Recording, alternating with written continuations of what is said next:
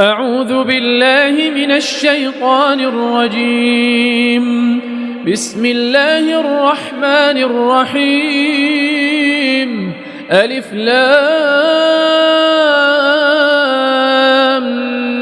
ميم. أحسب الناس أن يتركوا أن يقولوا آمنا وهم لا يفتنون. ولقد فتنا الذين من قبلهم فليعلمن الله الذين صدقوا وليعلمن الكاذبين. أم حسب الذين يعملون السيئات أن يسبقونا ساء ما يحكمون. من كان يرجو لقاء الله فإن أجل الله لآت وهو السميع العليم. ومن جاهد فإنما يجاهد لنفسه إن الله لغني عن العالمين. والذين آمنوا وعملوا الصالحات لنكفرن عنهم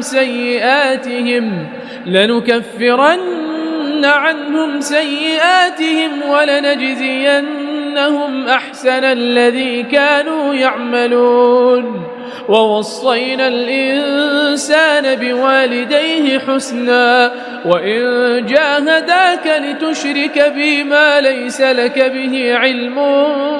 فلا تطعهما. إلي مرجعكم فأنبئكم بما كنتم تعملون. والذين آمنوا وعملوا الصالحات لندخلنهم في الصالحين. ومن الناس من يقول آمنا بالله فإذا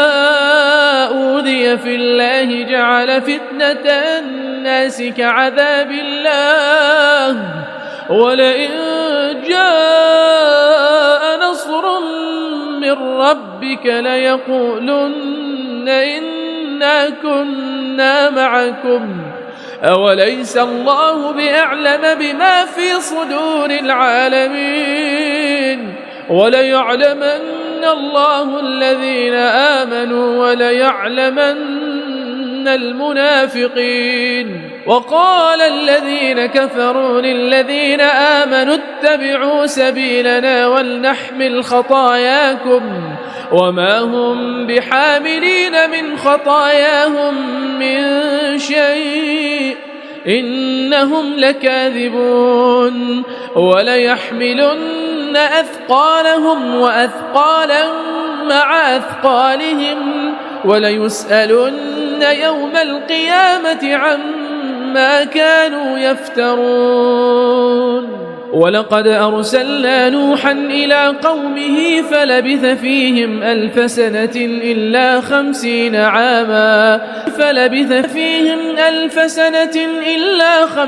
عاما فأخذهم الطوفان وهم ظالمون فأنجيناه وأصحاب السفينة وجعلناها آية للعالمين. وإبراهيم إذ قال لقومه اعبدوا الله واتقوه ذلكم خير لكم إن كنتم تعلمون. إنما تعبدون من دون الله أوثانا وتخلقون إفكا إن الذين تعبدون من دون الله لا يملكون لكم رزقا فابتغوا عند الله الرزق واعبدوه واشكروا له إليه ترجعون. وإن تكذبوا فقد كذب من قبلكم وما على الرسول إلا البلاغ المبين. أولم يروا كيف يبدئ الله الخلق ثم يعيده إن ذلك على الله يسير. قل سيروا في الأرض فانظروا كيف بدأ الخلق ثم الله ينشئ النشأة الآخرة إن الله على كل شيء قدير يعذب من يشاء ويرحم من يشاء وإليه تقلبون وما أنتم بمعجزين في الأرض ولا في السماء وما لكم من دون الله من ولي ولا نصير والذين كفروا بآيات الله ولقائه أولئك يئسوا من رحمتي وأولئك لهم عذاب أليم فما كان جواب قومه إلا أن قالوا اقتلوه أو حرقوه فأنجاه الله من النار إن في ذلك لآيات لقوم يؤمنون وقال إنما اتخذتم من دون الله أوثانا مودة بينكم في الحياة الدنيا ثم يوم القيامة يكفر بعضكم ببعض ويلعن بعضكم بعضا ومأواكم النار وما لكم من ناصرين فآمن له لوط وقال إني مهاجر إلى ربي إنه هو العزيز الحكيم ووهبنا له إسحاق ويعقوب وجعلنا في ذريته النبوة والكتاب وآتيناه أجره في الدنيا وإنه في الآخرة لمن الصالحين ولوطا إذ قال لقومه إنكم لتأتون الفاحشة ما سبقكم بها من أحد من العالمين أئنكم لتأتون الرجال وتقطعون السبيل وتأتون في ناديكم المنكر فما كان جواب قومه إلا أن قالوا ائتنا بعذاب الله إن كنت من الصادقين قال رب انصرني على القوم المفسدين ولما جاءت رسلنا إبراهيم بالبشرى قالوا إنا مهلكو أهل هذه القرية إن أهلها كانوا ظالمين قال إن فيها لوطا قالوا نحن أعلم بمن فيها لننجينه وأهله إلا امرأته كانت من الغابرين ولما أن جاءت رسلنا لوطا سيء بهم وضاق بهم ذرعا وقالوا لا تخف ولا تحزن إنا منجوك وأهلك إلا امرأتك كانت من الغابرين إنا منزلون على أهل هذه القرية رجزا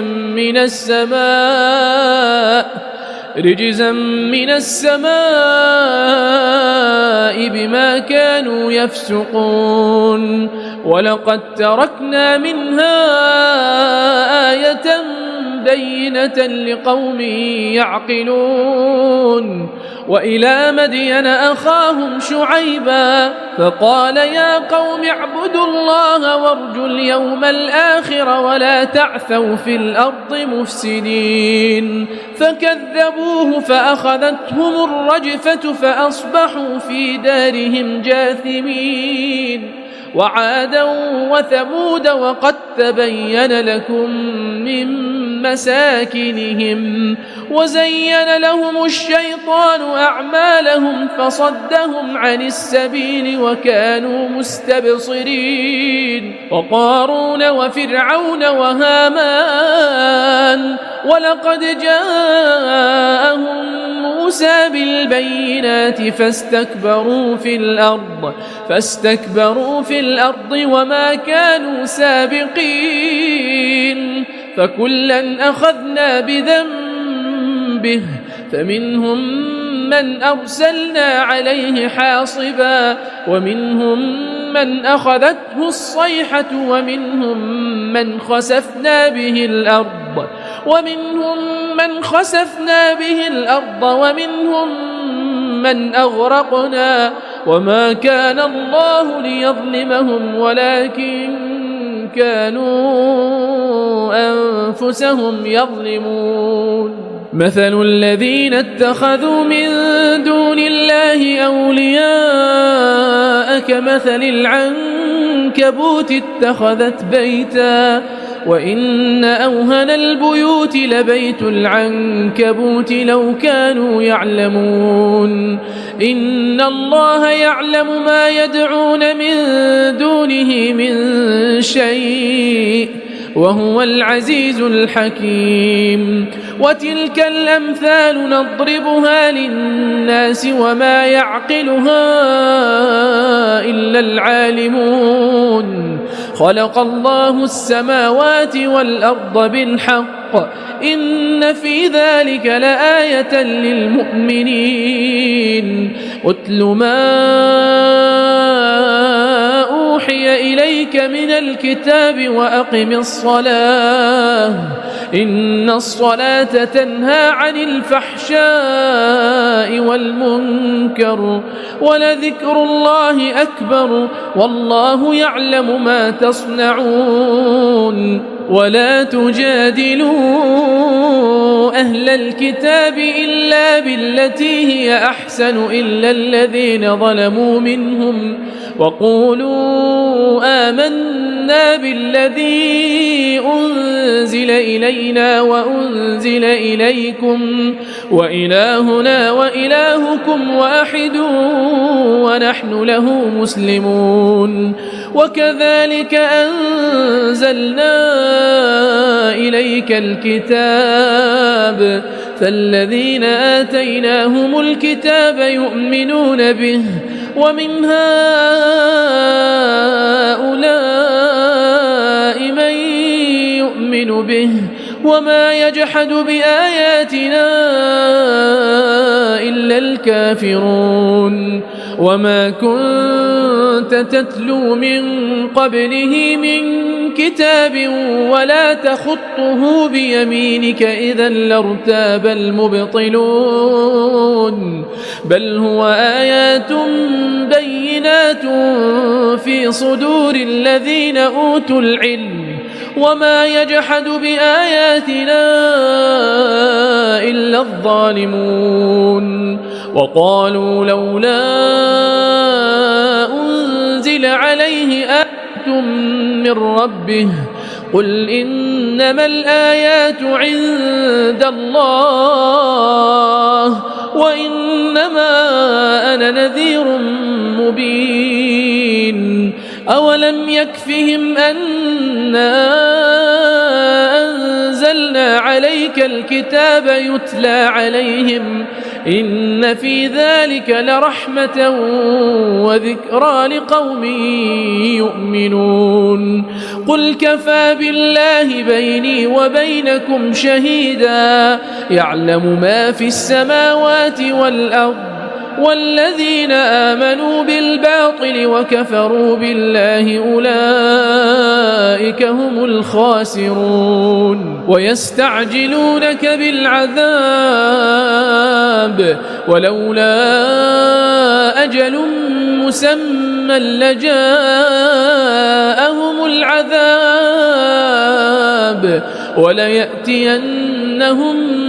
بغتة وهم لا يشعرون يستعجلونك بالعذاب وإن جهنم لمحيطة بالكافرين يوم يغشاهم العذاب من فوقهم ومن تحت أرجلهم ويقول ذوقوا ما كنتم تعملون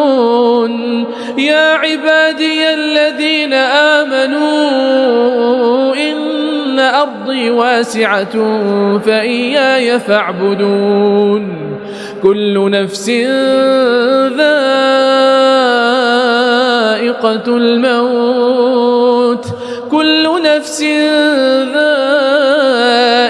الموت ثم إلينا ترجعون والذين آمنوا وعملوا الصالحات لنبوئنهم من الجنة غرفا تجري من تحتها الأنهار خالدين فيها نعم أجر العاملين الذين صبروا وعلى ربهم يتوكلون وكأين من دابة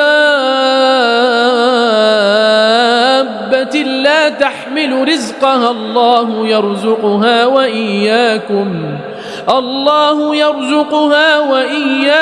وهو السميع العليم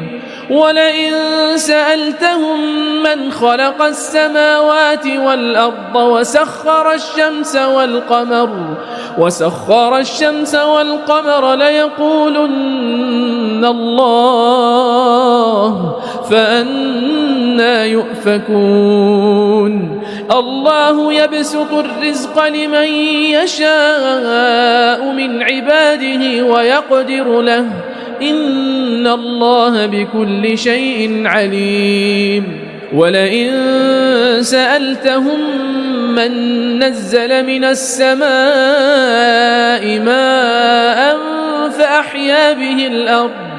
فأحيا به الأرض من بعد موتها ليقولن الله قل الحمد لله بل أكثرهم لا يعقلون وما هذه الحياة الدنيا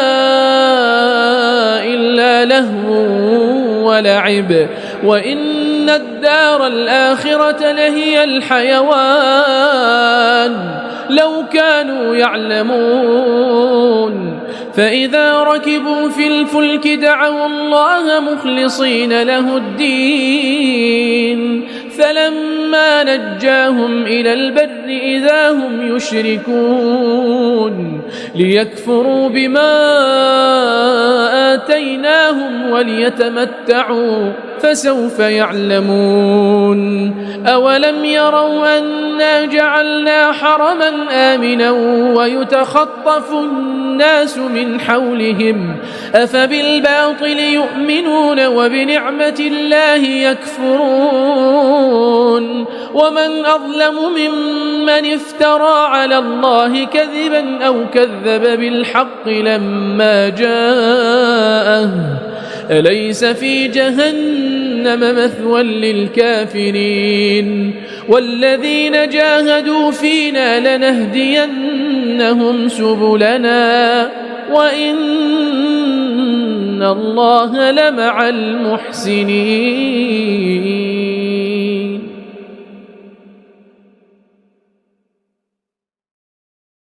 أعوذ بالله من الشيطان الرجيم. بسم الله الرحمن الرحيم. تبارك الذي نزل الفرقان على عبده ليكون للعالمين نذيرا الذي له ملك السماوات والأرض ولم يتخذ ولدا ولم يكن له شريك في الملك وخلق كل شيء فقدره تقديرا واتخذوا من دونه آلهة لا يخلقون شيئا وهم يخلقون ولا يملكون لأنفسهم ضرا ولا نفعا ولا يملكون موتا ولا حياة ولا نشورا وقال الذين كفروا إن هذا إلا إفك افتراه وأعانه عليه قوم آخرون فقد جاءوا ظلما وزورا وقالوا أساطير الأولين اكتتبها فهي تملى عليه بكرة وأصيلا قل أنزله الذي يعلم السر في السماوات والأرض إنه كان غفورا رحيما وقالوا ما لهذا الرسول يأكل الطعام ويمشي في الأسواق لولا أنزل إليه ملك فيكون معه نذيرا أو يلقى إليه كنز أو تكون له جنة يأكل منها وقال الظالمون إن تتبعون إلا رجلا مسحورا انظر كيف ضربوا لك الأمثال فضلوا فلا يستطيعون سبيلا تبارك الذي إن شاء جعل لك خيرا من ذلك جنات تجري من تحتها الأنهار ويجعل لك قصورا بل كذبوا بالساعة وأعتدنا لمن كذب بالساعة سعيرا إذا رأتهم من مكان بعيد سمعوا لها تغيظا وزفيرا وإذا ألقوا منها مكانا ضيقا مقرنين دعوا هنالك ثبورا لا تدعوا اليوم ثبورا واحدا وادعوا ثبورا كثيرا قل أذلك خير أم جنة الخلد التي وعد المتقون كانت لهم جزاء ومصيرا لهم فيها ما يشاءون خالدين كان على ربك وعدا مسئولا ويوم يحشرهم وما يعبدون من دون الله فيقول أأنتم أضللتم عبادي هؤلاء أم هم ضلوا السبيل قالوا سبحانك ما كان ينبغي لنا أن نتخذ من دونك من أولياء ولكن متعتهم وآباءهم حتى نسوا الذكر وكانوا قوما بورا فقد كذبوكم بما تقولون فما تستطيعون صرفا ولا نصرا ومن يظلم منكم نذقه عذابا كبيرا وما أرسلنا قبلك من المرسلين إلا إنهم ليأكلون الطعام ويمشون في الأسواق وجعلنا بعضكم لبعض فتنة أتصبرون وكان ربك بصيرا وقال الذين لا يرجون لقاءنا لولا أنزل علينا الملائكة أو نرى ربنا لقد استكبروا في أنفسهم وعتوا عتوا كبيرا يوم يرون الملائكة لا بشرى يومئذ للمجرمين ويقولون حجرا محجورا وقدمنا إلى ما عملوا من عمل فجعلناه هباء منثورا أصحاب الجنة يومئذ خير مستقرا وأحسن مقيلا ويوم تشقق السماء بالغمام ونزل الملائكة تنزيلا الملك يومئذ الحق للرحمن وكان يوما على الكافرين عسيرا ويوم يعض الظالم على يديه يقول يا ليتني اتخذت مع الرسول سبيلا يا ويلتى ليتني لم أتخذ فلانا خليلا لقد أضلني عن الذكر بعد إذ جاءني وكان الشيطان للإنسان خذولا وقال الرسول يا رب إن قوم اتخذوا هذا القرآن مهجورا وكذلك جعلنا لكل نبي عدوا من المجرمين وكفى بربك هاديا ونصيرا وقال الذين كفروا لولا نزل عليه القرآن جملة واحدة كذلك لنثبت به فؤادك ورتلناه ترتيلا ولا يأتونك بمثل إلا جئناك بالحق وأحسن تفسيرا الذين يحشرون على وجوههم إلى جهنم أولئك شر مكانا وأضل سبيلا ولقد آتينا موسى الكتاب وجعلنا معه أخاه هارون وزيرا فقلنا اذهبا إلى القوم الذين كذبوا بآياتنا فدمرناهم تدميرا وقوم نوح لما كذبوا الرسل أغرقناهم وجعلناهم للناس آية وأعتدنا للظالمين عذابا أليما وعادا وثمود وأصحاب الرس وقرونا بين ذلك كثيرا وكلا ضربنا له الأمثال وكلا تبرنا تتبيرا ولقد أتوا على القرية التي أمطرت مطر السوء أفلم يكونوا يرونها بل كانوا لا يرجون نشورا وإذا رأوك إن يتخذونك إلا هزوا أهذا الذي بعث الله رسولا إن كاد ليضلنا عن آلهتنا لولا أن صبرنا عليها وسوف يعلمون حين يرون العذاب من أضل سبيلا أرأيت من اتخذ إلهه هواه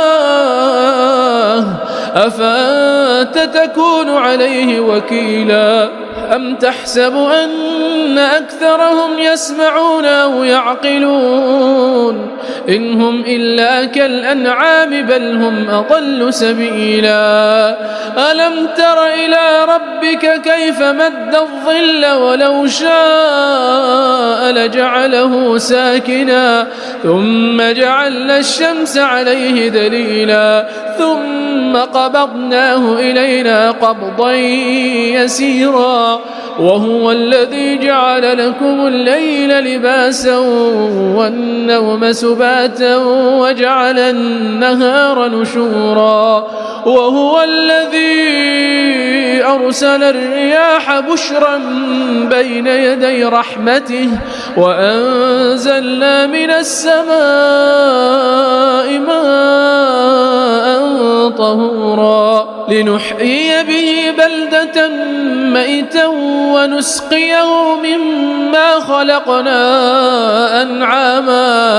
ونسقيه مما خلقنا أنعاما وأناسيا كثيرا ولقد صرفناه بينهم ليذكروا فأبى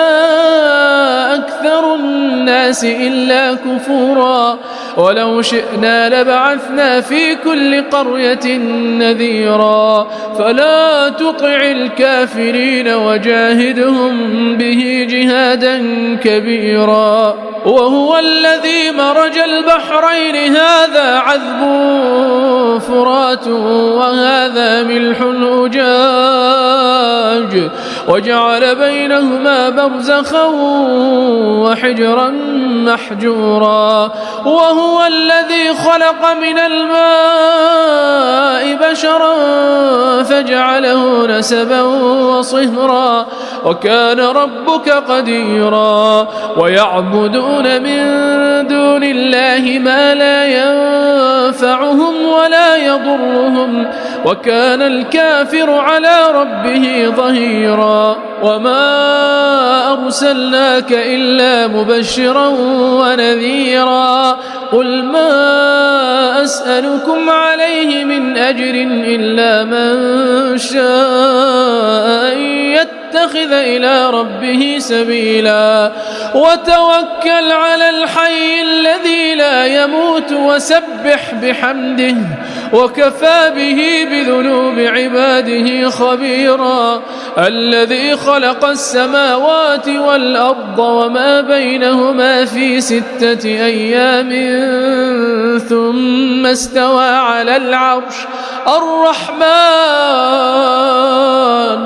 الرحمن فاسأل به خبيرا وإذا قيل لهم اسجدوا للرحمن قالوا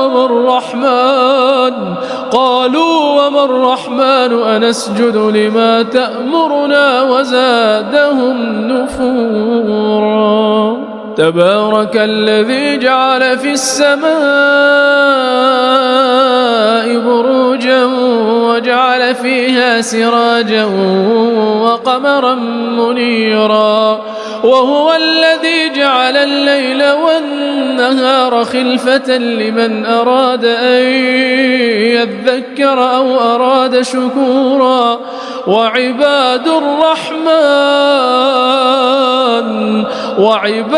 الرحمن الذين يمشون على الأرض هونا وإذا خاطبهم الجاهلون قالوا سلاما والذين يبيتون لربهم سجدا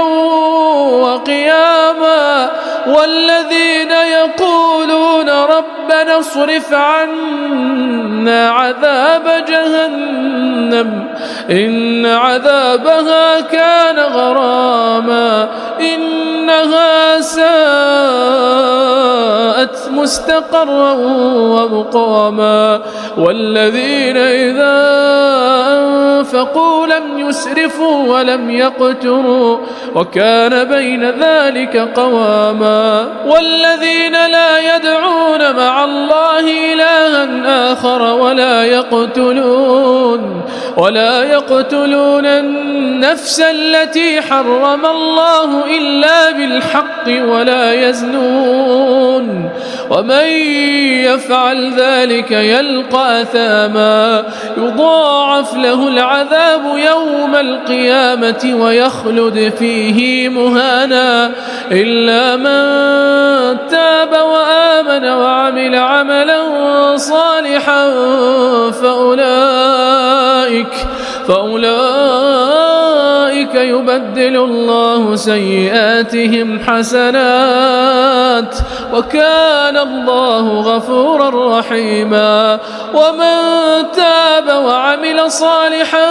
فإنه يتوب إلى الله متابا والذين لا يشهدون الزور وإذا مروا باللغو مروا كراما والذين إذا ذكروا بآيات ربهم لم يخروا فخروا عليها صما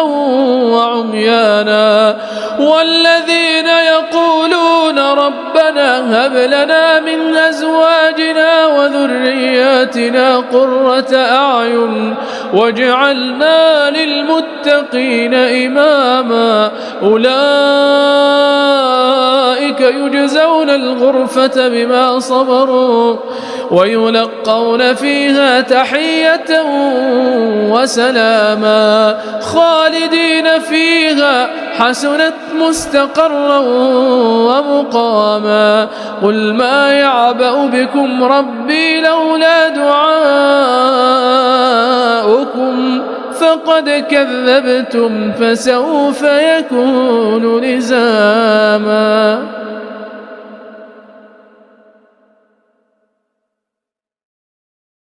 أعوذ بالله من الشيطان الرجيم. بسم الله الرحمن الرحيم. طاسيم.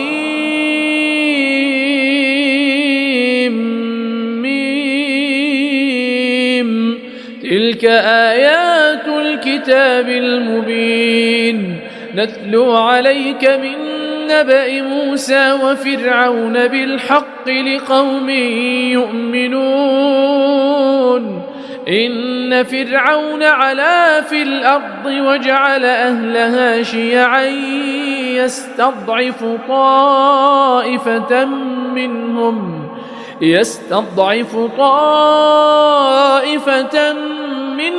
يذبح أبناءهم ويستحيي نساءهم إنه كان من المفسدين. ونريد أن نمن على الذين استضعفوا في الأرض ونجعلهم أئمة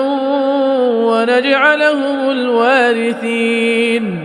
ونمكن لهم في الأرض ونري فرعون وهامان وجنودهما منهم ما كانوا يحذرون. وأوحينا إلى أم موسى أن أرضعيه فإذا خفت عليه فألقيه في اليم ولا تخافي ولا تحزني إنا رادوه إليك وجاعلوه من المرسلين. فالتقطه آل فرعون ليكون لهم عدوا وحزنا إن فرعون وهامان وجنودهما كانوا خاطئين. وقالت امرأة فرعون قرة عين لي ولك لا تقتلوه عسى أن ينفعنا أو نتخذه ولدا وهم لا يشعرون. وأصبح فؤاد أم موسى فارغا إن كادت لتبدي به لولا أن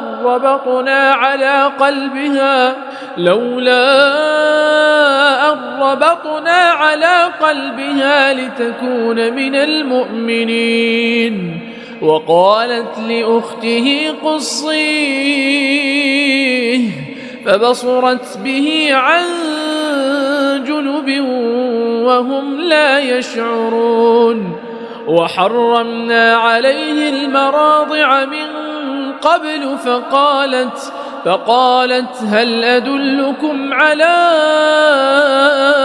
أهل بيت يكفلونه لكم وهم له ناصحون. فرددناه إلى أمه كي تقر عينها ولا تحزن ولتعلم أن وعد الله حق ولكن أكثرهم لا يعلمون. ولما ولما بلغ أشده واستوى آتيناه حكما وعلما وكذلك نجزي المحسنين. ودخل المدينة على حين غفلة من أهلها فوجد فيها رجلين يقتتلان هذا من شيعته وهذا من عدوه فاستغاثه الذي من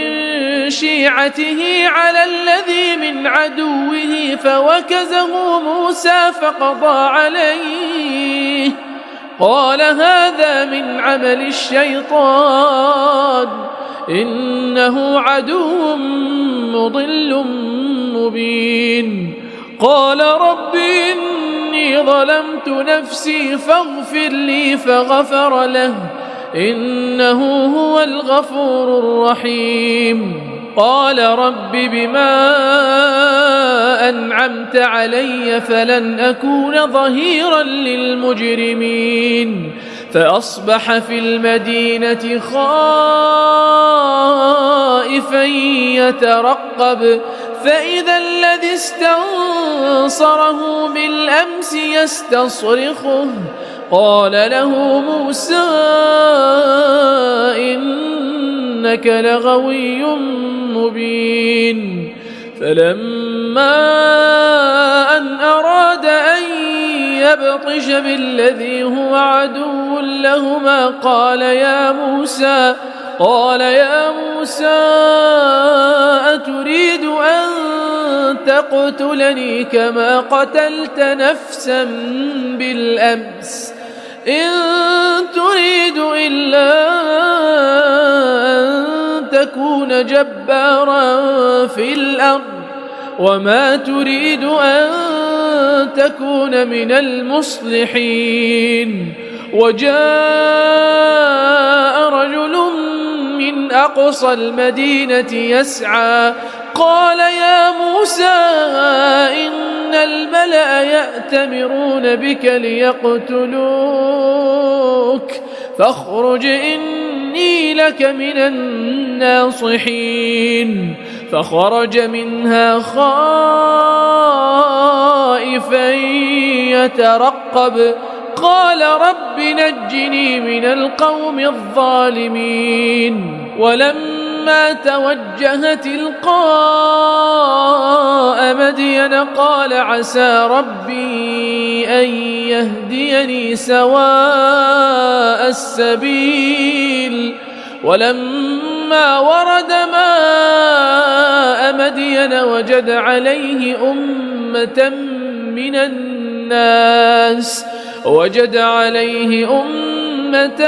من الناس يسقون ووجد من دونهم امرأتين تذودان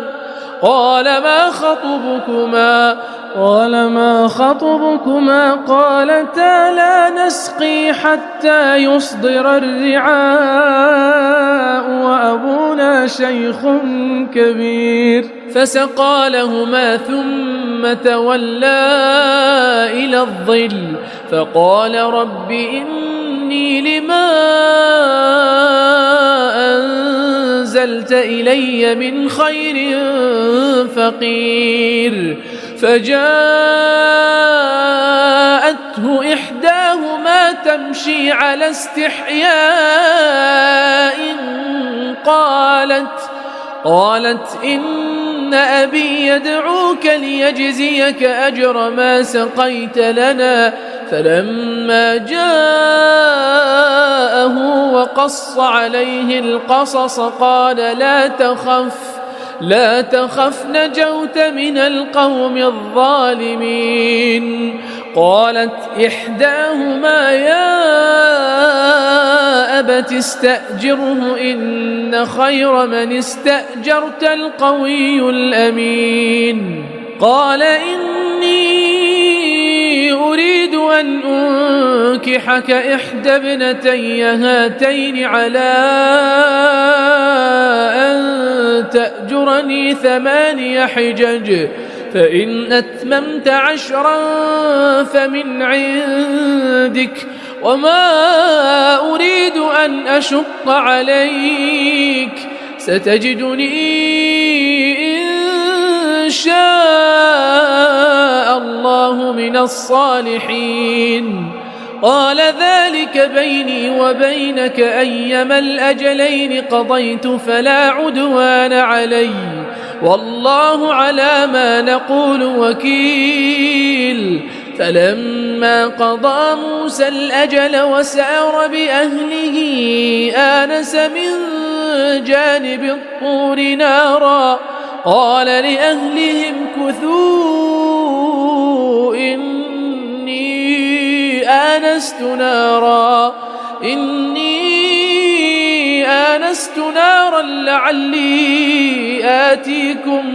لعلي آتيكم منها بخبر أو جذوة من النار لعلكم تصطلون فلما أتاها نودي من شاطئ الوادي الأيمن في البقعة المباركة من الشجرة أن يا موسى إني أنا الله رب العالمين وأن ألق عصاك فلما رآها تهتز كأنها جان ولا مدبرا ولم يعقب يا موسى أقبل ولا تخف إنك من الآمنين أسلك يدك في جيبك تخرج بيضاء من غير سوء واضمم إليك جناحك من الرهب فذلك برهانان من ربك إلى فرعون وملئه إنهم كانوا قوما فاسقين قال رب إني قتلت منهم نفسا فأخاف أن يقتلون وأخي هارون هو أفصح مني لسانا فأرسله معي يرد أن يصدقني إني أخاف أن يكذبون قال سنشد عضدك بأخيك ونجعل لكما سلطانا فلا يصلون إليكما بآياتنا أنتما ومن اتبعكما الغالبون فلما جاءهم موسى بآياتنا بينات قالوا ما هذا إلا سحر مفترى وما سمعنا بهذا في آبائنا الأولين وقال موسى ربي أعلم بمن جاء بالهدى من عنده ومن تكون له عاقبة الدار إنه لا يفلح الظالمون وقال فرعون يا أيها الملأ ما علمت لكم من إله غيري فأوقد لي يا هامان على الطين فاجعل لي صرحا لعلي أطلع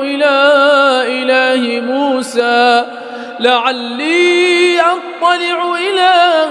إله موسى وإني لأظنه من الكاذبين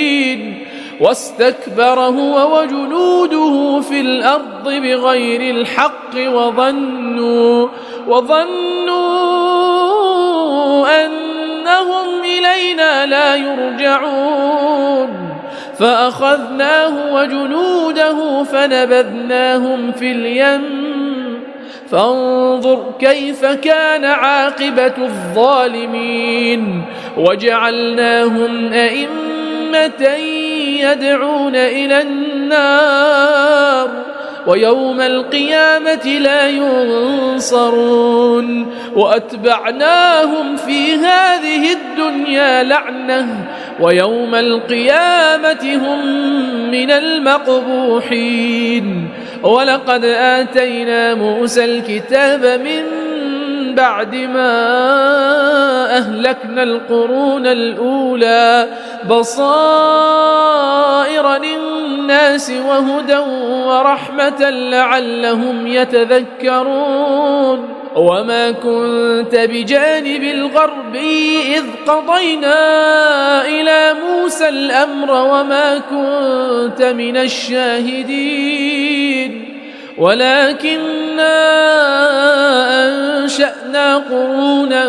فتطاول عليهم العمر وما كنت ثاويا في أهل مدين تتلو عليهم آياتنا ولكننا كنا مرسلين وما كنت بجانب الطور إذ نادينا ولكن رحمة من ربك لتنذر قوما ما أتاهم من نذير من قبلك لعلهم يتذكرون ولولا أن تصيبهم مصيبة بما قدمت أيديهم فيقولوا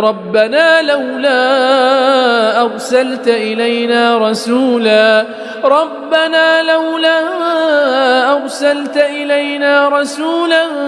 فنتبع آياتك ونكون من المؤمنين فلما جاءهم الحق من عندنا قالوا لولا أوتي مثل ما أوتي موسى أولم يكفروا بما أوتي موسى من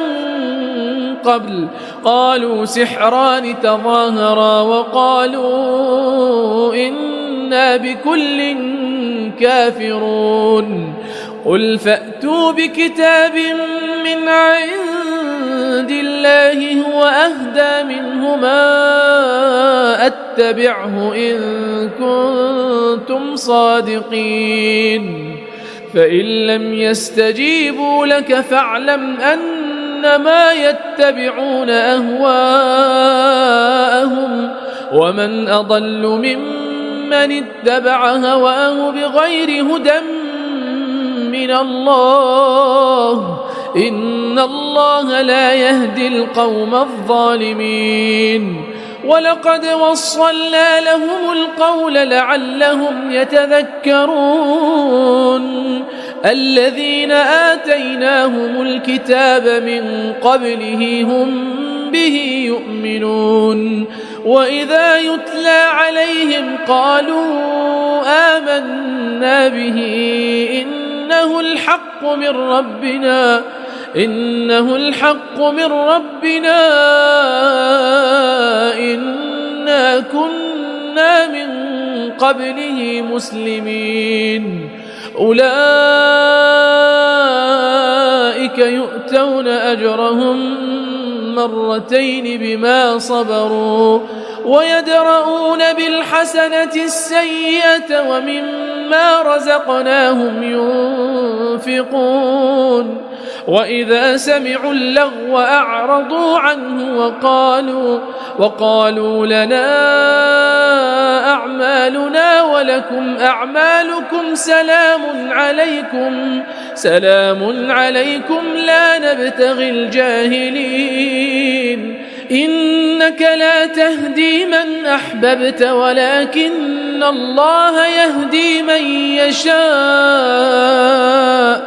وهو أعلم بالمهتدين وقالوا إن نتبع الهدى معك نتخطف من أرضنا أولم نمكن لهم حرما آمنا يجبى إليه ثمرات كل شيء رزقا من لدنا ولكن أكثرهم لا يعلمون وكم أهلكنا من قرية بطرت معيشتها فتلك مساكنهم لم تسكن من بعدهم إلا قليلا وكنا نحن الوارثين وما كان ربك مهلك القرى حتى يبعث في أمها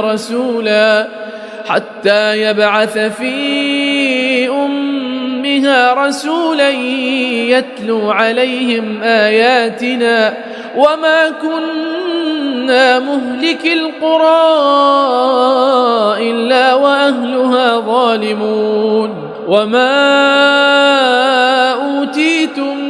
من شيء فمتاع الحياة الدنيا وزينتها وما عند الله خير وأبقى أفلا تعقلون أفمن وعدناه وعدا حسنا فهو لاقيه كمن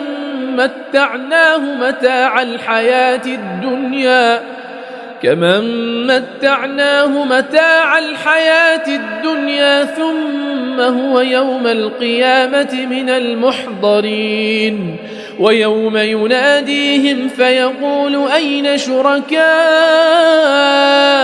الذين كنتم تزعمون قال الذين حق عليهم القول ربنا هؤلاء الذين أغويناهم كما غوينا تبرأنا إليك ما كانوا إيانا يعبدون وقيل ادعوا شركاءكم فدعوهم فلم يستجيبوا لهم ورأوا العذاب لو أنهم كانوا يهتدون ويوم يناديهم فيقول ماذا أجبتم المرسلين فعميت عليهم الأنباء يومئذ فهم لا يتساءلون فأما من تاب وآمن وعمل صالحا فعسى أن يكون من المفلحين وربك يخلق ما يشاء ويختار ما كان لهم الخيرة سبحان الله وتعالى عما يشركون وربك يعلم ما تكن صدورهم وما يعلنون وهو الله لا إله إلا هو له الحمد في الأولى والآخرة وله الحكم وإليه ترجعون قل أرأيتم إن جعل الله عليكم الليل سرمدا إلى يوم القيامة من إله غير الله يأتيكم بضياء أفلا تسمعون قل أرأيتم إن جعل الله عليكم النهار سرمدا إلى يوم القيامة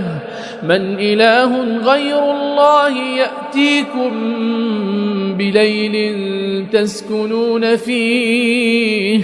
أفلا تبصرون ومن رحمته جعل لكم الليل والنهار لتسكنوا فيه ولتبتغوا من فضله ولعلكم تشكرون ويوم يناديهم فيقول أين شركائي الذين كنتم تزعمون ونزعنا من كل أمة شهيدا فقلنا هاتوا برهانكم فعلموا أن الحق لله وضل عنهم ما كانوا يفترون إن قارون كان من قوم موسى فبغى عليهم وآتيناه من الكنوز ما إن مفاتحه لتنوء بالعصبة أولي القوة إذ قال له قومه لا تفرح إن الله لا يحب الفرحين وابتغ فيما آتاك الله الدار الآخرة ولا تنس نصيبك من الدنيا وأحسن كما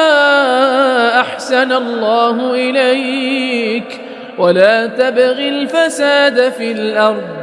إن الله لا يحب المفسدين قال إنما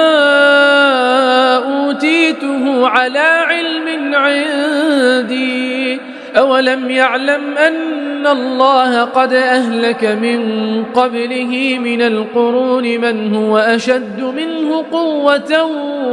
وأكثر جمعا ولا يسأل عن ذنوبهم المجرمون فخرج على قومه في زينته قال الذين يريدون الحياة الدنيا يا ليت لنا مثل ما أوتي قارون إنه لذو حظ عظيم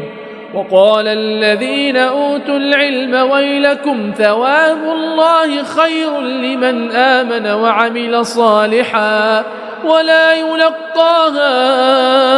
إلا الصابرون فخسفنا به وبداره الأرض فما كان له من فئة ينصرونه من دون الله وما كان من المنتصرين وأصبح الذين تمنوا مكانه بالأمس يقولون ويكأن الله يبسط الرزق لمن يشاء من عباده ويقدر لولا أمن الله علينا لخسف بنا ويكأنه لا يفلح الكافرون تلك الدار الآخرة نجعلها للذين لا يريدون علوا في الأرض ولا فسادا والعاقبة للمتقين من جاء بالحسنة فله خير منها ومن جاء بالسيئة فلا يجزى الذين عملوا السيئات إلا ما كانوا يعملون إن الذي فرض عليك القرآن لرادك إلى معاد قل ربي أعلم من جاء بالهدى ومن هو في ضلال مبين وما كنت ترجو أن يلقى إليك الكتاب إلا رحمة من ربك فلا تكونن ظهيرا للكافرين ولا يصدنك عن آيات الله بعد إذ أنزلت إليك وادع إلى ربك ولا تكونن من المشركين ولا تدع مع الله إلها آخر لا إله إلا هو كل شيء هالك إلا وجهه له الحكم وإليه ترجعون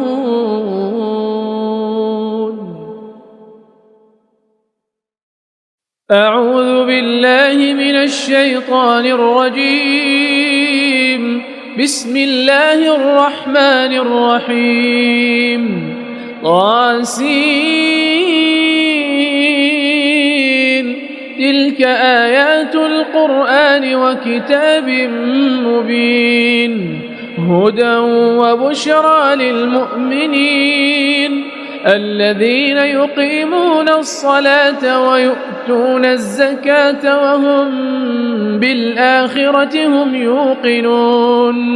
إن الذين لا يؤمنون بالآخرة زينا لهم أعمالهم فهم يعمهون أولئك الذين لهم سوء العذاب وهم في الآخرة هم الأخسرون وإنك لتلقى القرآن من لدن حكيم عليم إذ قال موسى لأهله إني آنست نارا سآتيكم منها بخبر أو آتيكم بشهاب قبس لعلكم تصطلون فلما جاءها نودي أن بورك من في النار ومن حولها وسبحان الله رب العالمين يا موسى إنه أنا الله العزيز الحكيم وألق عصاك فلما رآها تهتز كأنها جان ولى مدبرا ولم يعقب يا موسى لا تخف إني لا يخاف لدي المرسلون إلا من ظلم ثم بدل حسنا بعد سوء فإني غفور رحيم وأدخل يدك في جيبك تخرج بيضاء من غير سوء في 9 آيات إلى فرعون وقومه إنهم كانوا قوما فاسقين فلما جاءتهم آياتنا مبصرة قالوا هذا سحر مبين وجحدوا بها واستيقنتها أنفسهم ظلما وعلوا فانظر كيف كان عاقبة المفسدين ولقد آتينا داود وسليمان علما وقال الحمد لله الذي فضلنا على كثير من عباده المؤمنين وورث سليمان داود وقال يا أيها الناس علمنا منطق الطير وأوتينا من كل شيء إن هذا لهو الفضل المبين وحشر لسليمان جنوده من الجن والإنس والطير فهم يوزعون حتى إذا أتوا على واد النمل قالت نملة يا أيها النمل ادخلوا مساكنكم لا يحطمنكم سليمان وجنوده وهم لا يشعرون فتبسم ضاحكا من قولها وقال رب أوزعني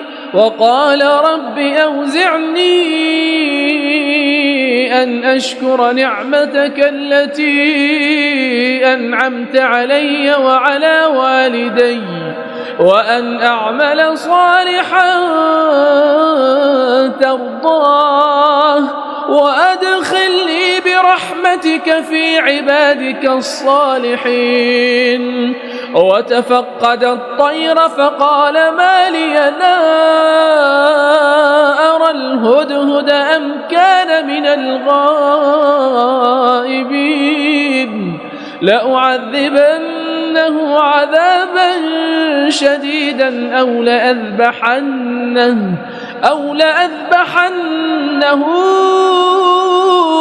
أو ليأتيني بسلطان مبين. فمكث غير بعيد فقال أحطت بما لم تحط به وجئتك من سبأ بنبأ يقين. إني وجدت امرأة تملكهم وأوتيت من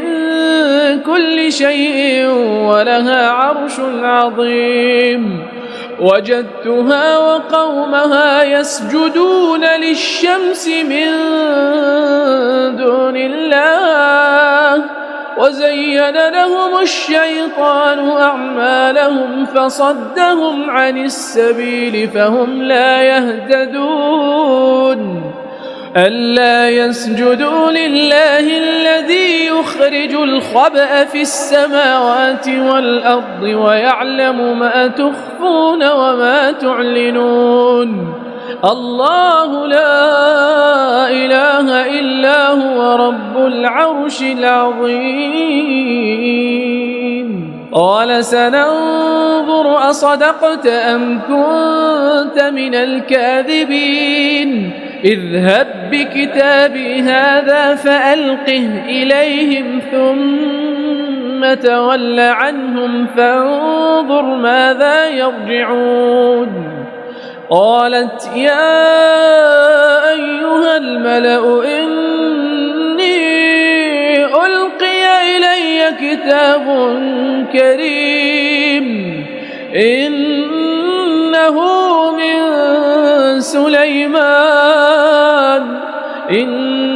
من سليمان وإنه بسم الله الرحمن الرحيم. ألا تعلوا علي وأتوني مسلمين. قالت يا أيها الملأ أفتوني في أمري ما كنت قاطعة أمرا حتى تشهدون.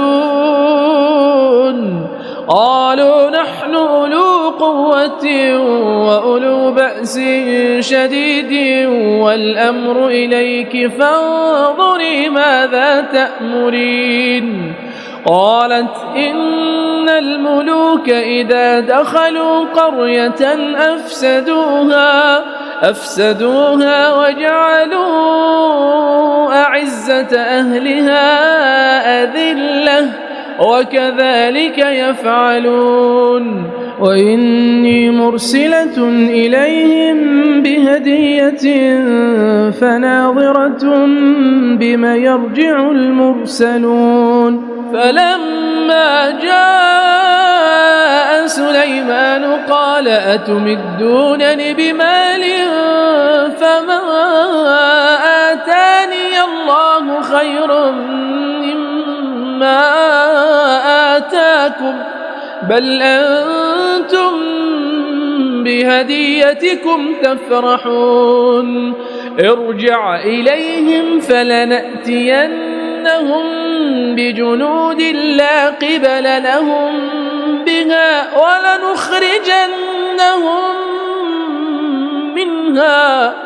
ولنخرجنهم منها أذلة وهم صاغرون. قال يا أيها الملأ أيكم يأتيني بعرشها قبل أن يأتوني مسلمين. قال عفريت من الجن أنا آتيك به قبل أن تقوم من مقامك وإني عليه لقوي أمين. قال الذي عنده علم من الكتاب أنا آتيك به قبل أن يرتد إليك طرفك فلما رآه مستقرا عنده قال هذا من فضل ربي قال هذا من فضل ربي ليبلوني أأشكر أم أكفر ومن شكر فإنما يشكر لنفسه ومن كفر فإن ربي غني كريم قال نكروا لها عرشها ننظر أتهتدي أم تكون من الذين لا يهتدون فلما جاءت قيل أهكذا عرشك قالت كأنه هو وأوتينا العلم من قبلها وكنا مسلمين وصدها ما كانت تعبد من دون الله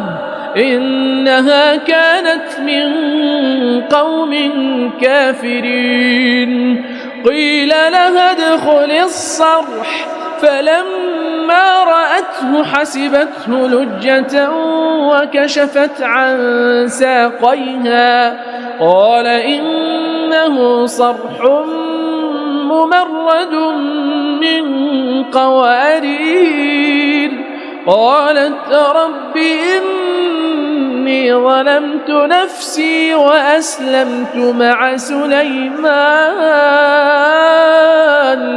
وأسلمت مع سليمان لله رب العالمين ولقد أرسلنا إلى ثمود أخاهم صالحا أن اعبدوا الله فإذا هم فريقان يختصمون قال يا قوم لم تستعجلون بالسيئة قبل الحسنة لولا تستغفرون الله لعلكم ترحمون قالوا اطيرنا بك وبمن معك قال طائركم عند الله بل أنتم قوم تفتنون وكان في المدينة 9 رهط يفسدون في الأرض ولا يصلحون قالوا تقاسموا بالله لنبيتنه وأهله ثم لنقولن لوليه ما شهدنا مهلك أهله وإنا لصادقون ومكروا مكرا ومكرنا مكرا وهم لا يشعرون فانظر كيف كان عاقبة مكرهم أنا دمرناهم وقومهم أجمعين فتلك بيوتهم خاوية بما ظلموا إن في ذلك لآية لقوم يعلمون وأنجينا الذين آمنوا وكانوا يتقون ولوطا إذ قال لقومه أتأتون الفاحشة وأنتم تبصرون أئنكم لتأتون الرجال شهوة من دون النساء بل أنتم قوم تجهلون فما كان جواب قومه إلا أن قالوا أخرجوا آل لوط من قريتكم إنهم أناس يتطهرون فأنجيناه وأهله إلا امرأته قدرناها من الغابرين وأمطرنا عليهم مطرا فساء مطر المنذرين قل الحمد لله وسلام على عباده الذين اصطفى الله خير أما يشركون أمن خلق السماوات والأرض وأنزل لكم من السماء ماء فأنبتنا به حدائق ذات بهجة ما كان لكم أن تنبتوا شجرها أإله مع الله بل هم قوم يعدلون أمن جعل الأرض قرارا وجعل خلالها أنهارا وجعل لها رواسي وجعل بين البحرين حاجزا أإله مع الله بل أكثرهم لا يعلمون أمن يجيب المضطر إذا دعاه ويكشف السوء ويجعلكم خلفاء الأرض أإله مع الله قليلا ما تذكرون أمن يهديكم في ظلمات البر والبحر ومن يرسل الرياح بشرا بين يدي رحمته أإله مع الله تعالى الله عما يشركون أمن يبدأ الخلق ثم يعيده ومن يرزقكم من السماء والأرض أإله مع الله قل هاتوا برهانكم إن كنتم صادقين قل لا يعلم من في السماوات والأرض الغيب إلا الله وما يشعرون أيان يبعثون بل ادارك علمهم في الآخرة بل هم في شك منها بل هم منها عمون وقال الذين كفروا أئذا كنا ترابا وآباؤنا أئنا لمخرجون لقد وعدنا هذا نحن وآباؤنا من قبل إن هذا إلا أساطير الأولين قل سيروا في الأرض فانظروا كيف كان عاقبة المجرمين ولا تحزن عليهم ولا تكن في ضيق مما يمكرون ويقولون متى هذا الوعد إن كنتم صادقين قل عسى أن يكون ردف لكم بعض الذي تستعجلون وإن ربك لذو فضل على الناس ولكن أكثرهم لا يشكرون وإن ربك ليعلم ما تكن صدورهم وما يعلنون وما من غائبة في السماء والأرض إلا في كتاب مبين إن هذا القرآن يقص على بني إسرائيل أكثر الذي هم فيه يختلفون وإنه لهدى ورحمة للمؤمنين إن ربك يقضي بينهم بحكمه وهو العزيز العليم فتوكل على الله إنك على الحق المبين إنك لا تسمع الموتى ولا تسمع الصم الدعاء إذا ولوا مدبرين وما أنت بهاد العمي عن ضلالتهم إن تسمع إلا من يؤمن بآياتنا فهم مسلمون وإذا وقع القول عليهم أخرجنا لهم دابة من الأرض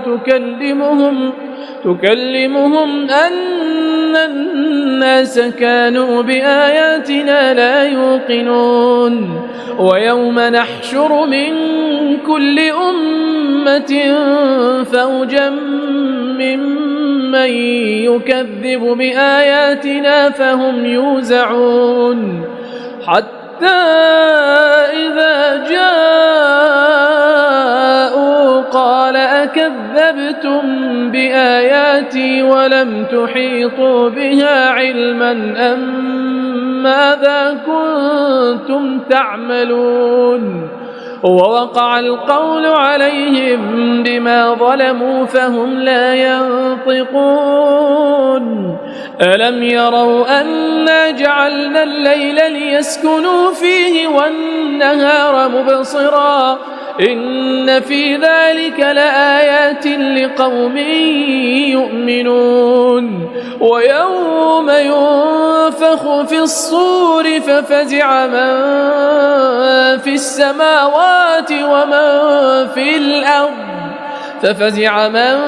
السماوات ومن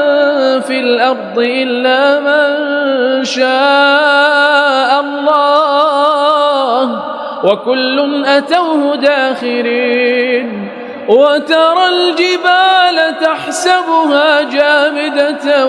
وهي تمر مر السحاب صنع الله الذي أتقن كل شيء إنه خبير بما تفعلون من جاء بالحسنة فله خير منها وهم من فزع يومئذ آمنون ومن جاء بالسيئة فكبت وجوههم في النار هل تجزون إلا ما كنتم تعملون إنما أمرت أن أعبد رب هذه البلدة الذي حرمها وله كل شيء وأمرت أن أكون من المسلمين وأن أتلو القرآن فمن اهتدى فإنما يهتدي لنفسه ومن ضل فقل إنما أنا من المنذرين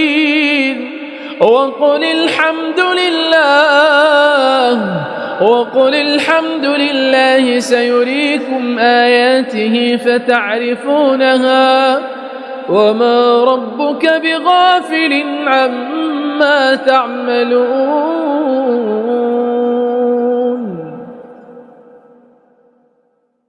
أعوذ بالله من الشيطان الرجيم بسم الله الرحمن الرحيم اقترب للناس حسابهم وهم في غفلة معرضون ما يأتيهم من ذكر من ربهم محدث إلا استمعوه وهم يلعبون لاهية قلوبهم وأسروا النجوى الذين ظلموا هل هذا إلا بشر مثلكم أفتأتون السحر وأنتم تبصرون قال ربي يعلم القول في السماء والأرض وهو السميع العليم بل قالوا أضغاث أحلام بل افتراه بل هو شاعر فليأتنا بآية كما أرسل الأولون ما آمنت قبلهم من قرية أهلكناها أفهم يؤمنون وما أرسلنا قبلك إلا رجالا نوحي إليهم فاسألوا أهل الذكر إن كنتم لا تعلمون وما جعلناهم جسدا لا يأكلون الطعام وما كانوا خالدين ثم صدقناهم الوعد فأنجيناهم ومن نشاء وأهلكنا المسرفين لقد أنزلنا إليكم كتابا فيه ذكركم أفلا تعقلون وكم قصمنا من قرية كانت ظالمة وأنشأنا بعدها قوما آخرين فلما أحسوا بأسنا إذا هم منها يركضون لا تركضوا وارجعوا إلى ما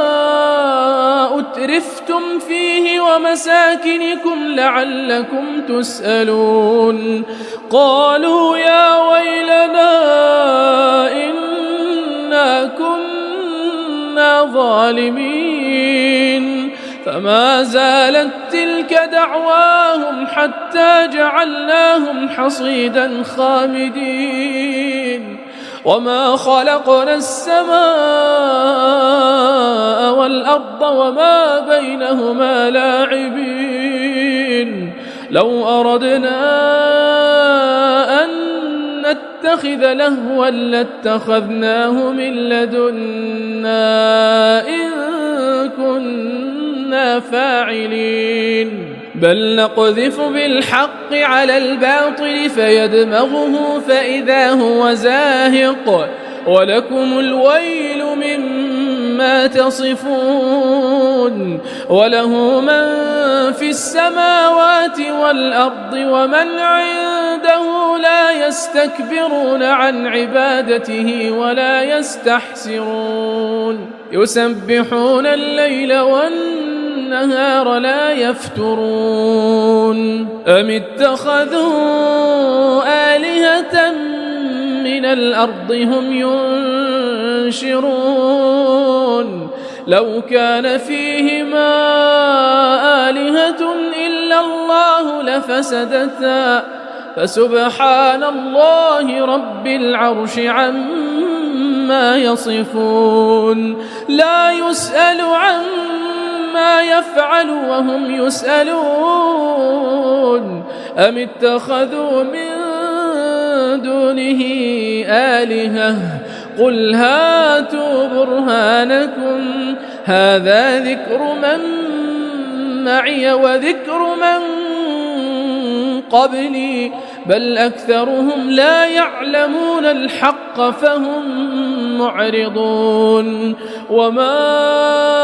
أرسلنا من قبلك من رسول إلا نوحي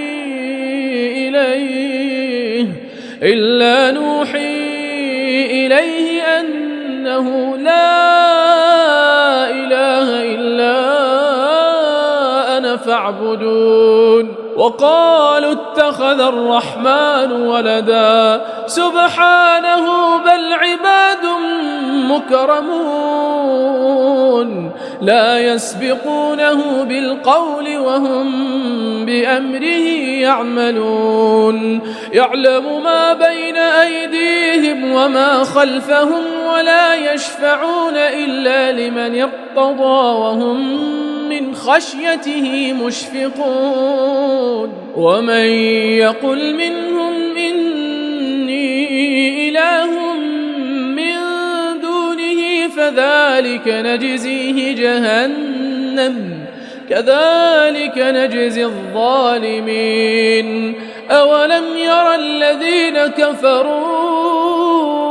أن السماوات والأرض كانتا رتقا وجعلنا من الماء كل شيء حي أفلا يؤمنون وجعلنا في الأرض رواسي أن تميد بهم وجعلنا فيها فجاجا سبلا لعلهم يهتدون وجعلنا السماء سقفا محفوظا وهم عن آياتها معرضون وهو الذي خلق الليل والنهار والشمس والقمر كل في فلك يسبحون وما جعلنا لبشر من قبلك الخلد أفإن مت فهم الخالدون كل نفس ذائقة الموت ونبلوكم بالشر والخير فتنة وإلينا ترجعون وإذا رآك الذين كفروا إن يتخذونك إلا هزوا أهذا الذي يذكر آلهتكم وهم بذكر الرحمن هم كافرون خلق الإنسان من عجل سأريكم آياتي فلا تستعجلون ويقولون متى هذا الوعد إن كنتم صادقين لو يعلم الذين كفروا حين لا يكفون عن وجوههم النار ولا عن ظهورهم ولا هم ينصرون بل تأتيهم بغتة فتبهتهم فلا يستطيعون ردها ولا هم ينظرون ولقد استهزئ برسل من قبلك فحاق بالذين سخروا منهم ما كانوا به يستهزئون قل من يكلؤكم بالليل والنهار من الرحمن بل هم عن ذكر ربهم معرضون أم لهم آلهة تمنعهم من دوننا لا يستطيعون نصر أنفسهم ولا هم منا يصحبون بل متعنا هؤلاء وآباءهم حتى طال عليهم العمر أفلا يرون أنا نأتي الأرض ننقصها من أطرافها أفهم الغالبون قل إنما أنذركم بالوحي ولا يسمع الصم الدعاء إذا ما ينذرون ولئن مستهم نفحة من عذاب ربك ليقولن يا ويلنا إنا كنا ظالمين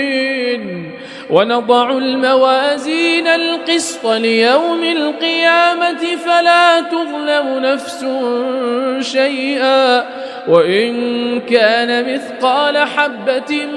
من خردل أتينا بها وكفى بنا حاسبين ولقد آتينا موسى وهارون الفرقان وضياء وذكرا للمتقين الذين يخشون ربهم بالغيب وهم من الساعة مشفقون. وهذا ذكر مبارك أنزلناه أفأنتم له منكرون. ولقد آتينا إبراهيم رشده من قبل وكنا به عالمين إذ قال لأبيه وقومه ما هذه التماثيل التي أنتم لها عاكفون قالوا وجدنا آباءنا لها عابدين قال لقد كنتم أنتم وآباؤكم في ضلال مبين قالوا أجئتنا بالحق أم أنت من اللاعبين قال بل ربكم رب السماوات والأرض الذي فطرهن وأنا على ذلكم من الشاهدين وتالله لأكيدن أصنامكم بعد أن تولوا مدبرين فجعلهم جذاذا إلا كبيرا لهم لعلهم إليه يرجعون قالوا من فعل هذا بآلهتنا إنه لمن الظالمين قالوا سمعنا فتى يذكرهم يقال له إبراهيم قالوا فأتوا به على أعين الناس لعلهم يشهدون قالوا أأنت فعلت هذا بآلهتنا يا إبراهيم قال بل فعله كبيرهم هذا فاسألوهم إن كانوا ينطقون فرجعوا إلى أنفسهم فقالوا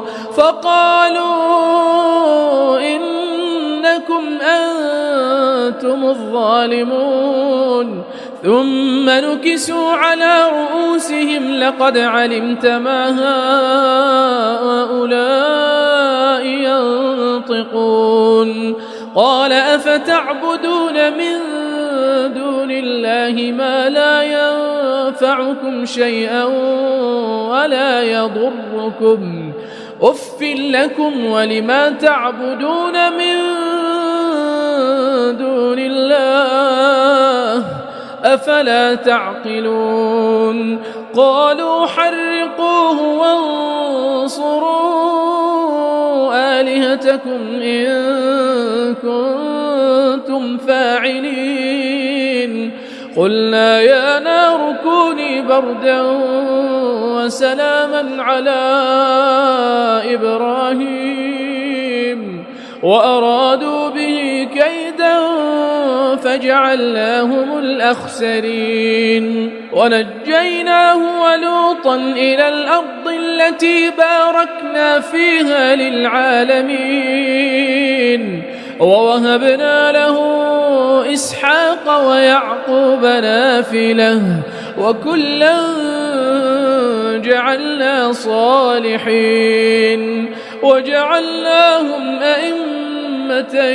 يهدون بأمرنا وأوحينا إليهم فعل الخيرات وإقام الصلاة وإيتاء الزكاة وكانوا لنا عابدين ولوطا آتيناه حكما وعلما ونجيناه من القرية التي كانت تعمل الخبائث إنهم كانوا قوم سوء فاسقين وأدخلناه في رحمتنا إنه إنه من الصالحين. ونوحا إذ نادى من قبل فاستجبنا له فنجيناه وأهله من الكرب العظيم ونصرناه من القوم الذين كذبوا بآياتنا إنهم كانوا قوم سوء فأغرقناهم أجمعين. وداود وسليمان إذ يحكمان في الحرث إذ نفشت فيه غنم القوم وكنا لحكمهم شاهدين. ففهمناها سليمان وكلا آتينا حكما وعلما وسخرنا مع داود الجبال يسبحن والطير وكنا فاعلين. وعلمناه صنعة لبوس لكم لتحصنكم من بأسكم فهل أنتم شاكرون. ولسليمان الريح عاصفة تجري بأمره إلى الأرض التي باركنا فيها وكنا بكل شيء عالمين. ومن الشياطين من يغوصون له ويعملون عملا دون ذلك وكنا لهم حافظين. وأيوب إذ نادى ربه أني مسني الضر وأنت أرحم الراحمين فاستجبنا له فكشفنا ما به من ضر وآتيناه أهله ومثلهم معهم رحمة من عندنا وذكرى للعابدين. وإسماعيل وإدريس وذا الكفل كل من الصابرين وأدخلناهم في رحمتنا إنهم من الصالحين. وذا النون إذ ذهب مغاضبا فظن أن لن نقدر عليه فنادى في الظلمات أن لا إله إلا أنت سبحانك إني كنت من الظالمين. فاستجبنا له ونجيناه من الغم وكذلك ننجي المؤمنين. وزكريا إذ نادى ربه رب لا تذرني فردا وأنت خير الوارثين فاستجبنا له ووهبنا له يحيى وأصلحنا له زوجه إنهم كانوا يسارعون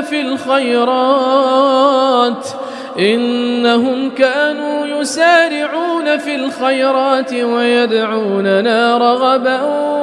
ورهبا وكانوا لنا خاشعين. والتي أحصنت فرجها فنفخنا فيها من روحنا وجعلناها وابنها آية للعالمين. إن هذه أمتكم أمة واحدة وأنا ربكم فاعبدون. وتقطعوا أمرهم بينهم كل إلينا راجعون. فمن يعمل من الصالحات وهو مؤمن وهو مؤمن فلا كفران لسعيه وإنا له كاتبون وحرام على قرية أهلكناها أنهم لا يرجعون حتى إذا فتحت يأجوج ومأجوج وهم من كل حدب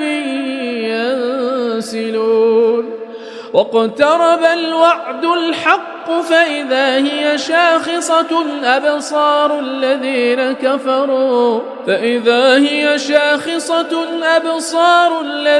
كفروا يا ويلنا قد كنا في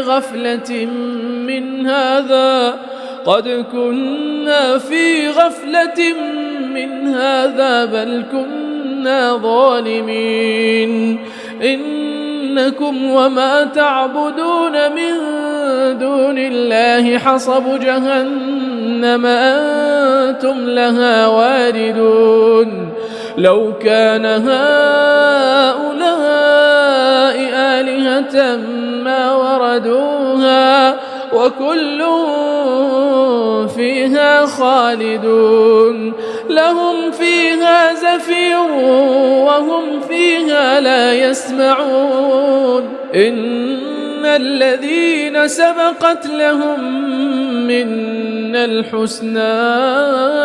أولئك عنها مبعدون لا يسمعون حسيسها وهم فيما اشتهت أنفسهم خالدون لا يحزنهم الفزع الأكبر وتتلقاهم الملائكة هذا يومكم الذي كنتم توعدون يوم نطوي السماء كطي السجل للكتب كما بدأنا أول خلق نعيده وعدا علينا إنا كنا فاعلين ولقد كتبنا في الزبور من بعد الذكر أن الأرض يرثها عبادي الصالحون إن في هذا لبلاغا لقوم عابدين وما أرسلناك إلا رحمة للعالمين قل إنما يوحى إلي أنما إلهكم إله واحد فهل أنتم مسلمون فإن تولوا فقل آذنتكم على سواء وإن أدري أقريب أم بعيد ما توعدون إنه يعلم الجهر من القول ويعلم ما تكتمون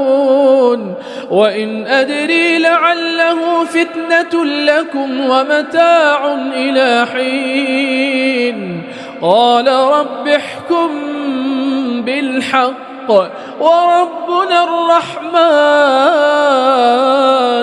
وربنا الرحمن المستعان على ما تصفون.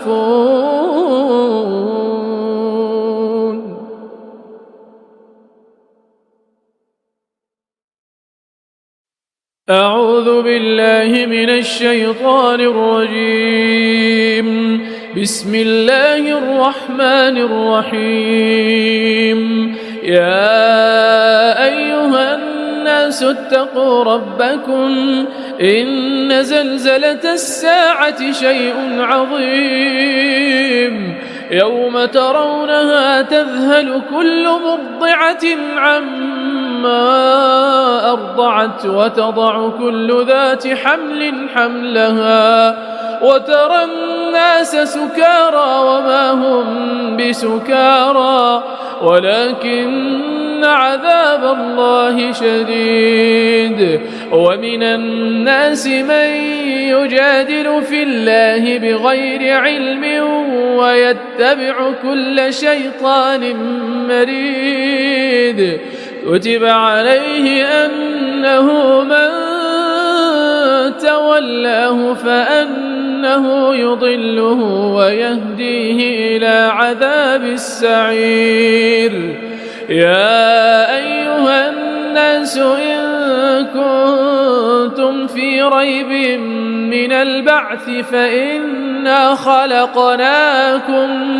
فإنا خلقناكم من تراب ثم من نطفة ثم من علقة ثم من مضغة مخلقة وغير مخلقة لنبين لكم ونقر في الأرحام ما نشاء إلى أجل مسمى ثم نخرجكم طفلا ثم لتبلغوا أشدكم ومنكم من يتوفى ومنكم من يرد إلى أرذل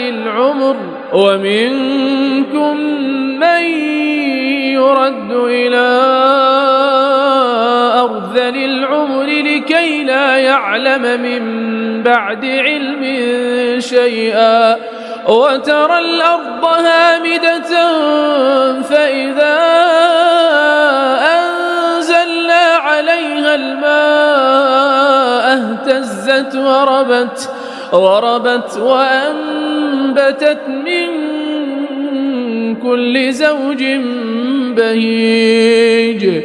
ذلك بأن الله هو الحق وأنه يحيي الموتى وأنه على كل شيء قدير وأن الساعة آتية لا ريب فيها وأن الله يبعث من في القبور ومن الناس من يجادل في الله بغير علم ولا هدى ولا كتاب منير ثاني عطفه ليضل عن سبيل الله له في الدنيا خزي ونذيقه يوم القيامة عذاب الحريق ذلك بما قدمت يداك وأن الله ليس بظلام للعبيد ومن الناس من يعبد الله على حرف فإن أصابه خير اطمأن به وإن أصابته فتنة انقلب على وجهه خسر الدنيا والآخرة ذلك هو الخسران المبين يدعو من دون الله ما لا يضره وما لا ينفعه ذلك هو الضلال البعيد يدعو لمن ضره أقرب من نفعه لبئس المولى ولبئس العشير إن الله يدخل الذين آمنوا وعملوا الصالحات جنات تجري من تحتها الأنهار إن الله يفعل ما يريد من كان يظن أن لن ينصره الله في الدنيا والآخرة فليمدد بسبب إلى السماء ثم ليقطع فلينظر هل يذهبن كيده ما يغيظ وكذلك أنزلناه آيات بينات وأن الله يهدي من يريد. إن الذين آمنوا والذين هادوا والصابئين والنصارى والمجوس والذين أشركوا إن الله يفصل بينهم يوم القيامة إن الله على كل شيء شهيد. ألم تر أن الله يسجد له من في السماوات ومن في الأرض والشمس والقمر والنجوم والجبال والشجر والدواب وكثير من الناس وكثير حق عليه العذاب ومن يهن الله فما له من مكرم إن الله يفعل ما يشاء. هذان خصمان اختصموا في ربهم فالذين كفروا قطعت لهم ثياب من نار يصب من فوق رؤوسهم الحميم يصهر به ما في بطونهم والجلود ولهم مقامع من حديد كلما أرادوا أن يخرجوا منها من غم أعيدوا فيها وذوقوا عذاب الحريق. إن الله يدخل الذين آمنوا وعملوا الصالحات جنات تجري من تحتها الأنهار يحلون فيها من أساور من ذهب ولؤلؤا ولباسهم فيها حرير وهدوا إلى الطيب من القول وهدوا إلى صراط الحميد. إن الذين كفروا ويصدون عن سبيل الله والمسجد الحرام الذي جعلناه للناس سواء العاكف فيه والباد ومن يرد فيه بإلحاد بظلم نذقه من عذاب أليم. وإذ بوأنا لإبراهيم مكان البيت ألا تشرك بي شيئا وطهر بيتي للطائفين والقائمين والركع السجود. وأذن في الناس بالحج يأتوك رجالا وعلى كل ضامر يأتين من كل فج عميق ليشهدوا منافع لهم ويذكروا اسم الله في أيام معلومات على ما رزقهم من بهيمة الأنعام فكلوا منها وأطعموا البائس الفقير ثم ليقضوا تفثهم وليوفوا نذورهم وليطوفوا بالبيت العتيق. ذلك ومن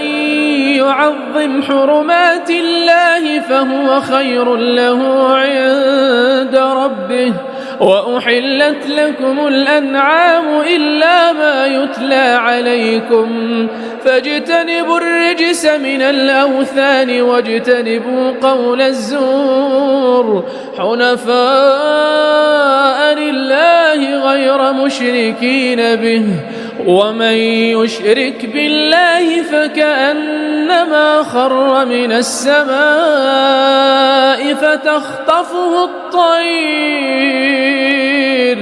فتخطفه الطير أو تهوي به الريح في مكان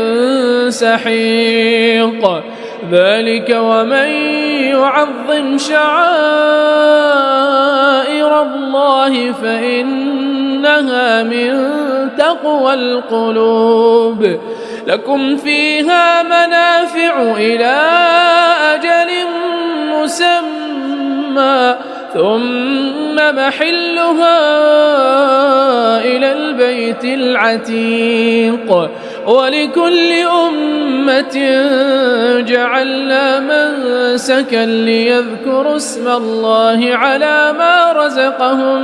من بهيمة الأنعام فإلهكم إله واحد فله أسلموا وبشر المخبتين الذين إذا ذكر الله وجلت قلوبهم والصابرين على ما أصابهم والمقيم الصلاة ومما رزقناهم ينفقون والبدن جعلناها لكم من شعائر الله لكم فيها خير فاذكروا اسم الله عليها صواف فإذا وجبت جنوبها فكلوا منها وأطعموا القانع والمعتر كذلك سخرناها لكم لعلكم تشكرون لن ينال الله لحومها ولا دماؤها ولكن يناله التقوى منكم كذلك سخرها لكم لتكبروا الله على ما هداكم وبشر المحسنين إن الله يدافع عن الذين آمنوا إن الله لا يحب كل خوان كفور أذن للذين يقاتلون بأنهم ظلموا وإن الله على نصرهم لقدير الذين أخرجوا من ديارهم بغير حق إلا أن يقولوا ربنا الله ولولا دفع الله الناس بعضهم ببعض لهدمت صوامع وبيع وصلوات ومساجد يذكر فيها اسم الله كثيرا ولينصرن الله من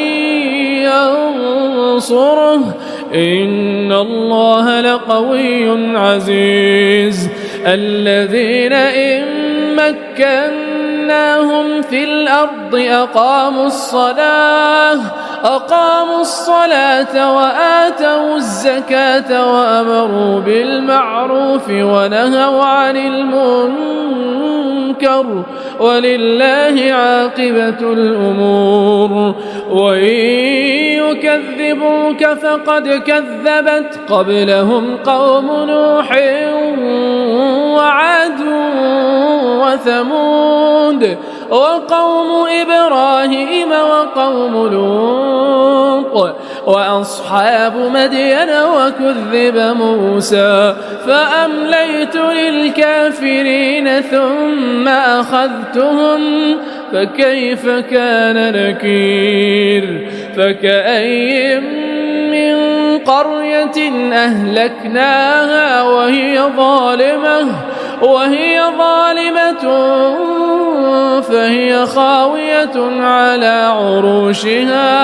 فهي خاوية على عروشها وبئر معطلة وقصر مشيد أفلم يسيروا في الأرض فتكون لهم قلوب يعقلون بها أو آذان يسمعون بها فإنها لا تعمى الأبصار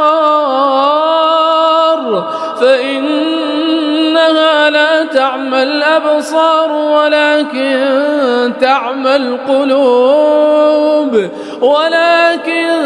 تعمى القلوب التي في الصدور ويستعجلونك بالعذاب ولن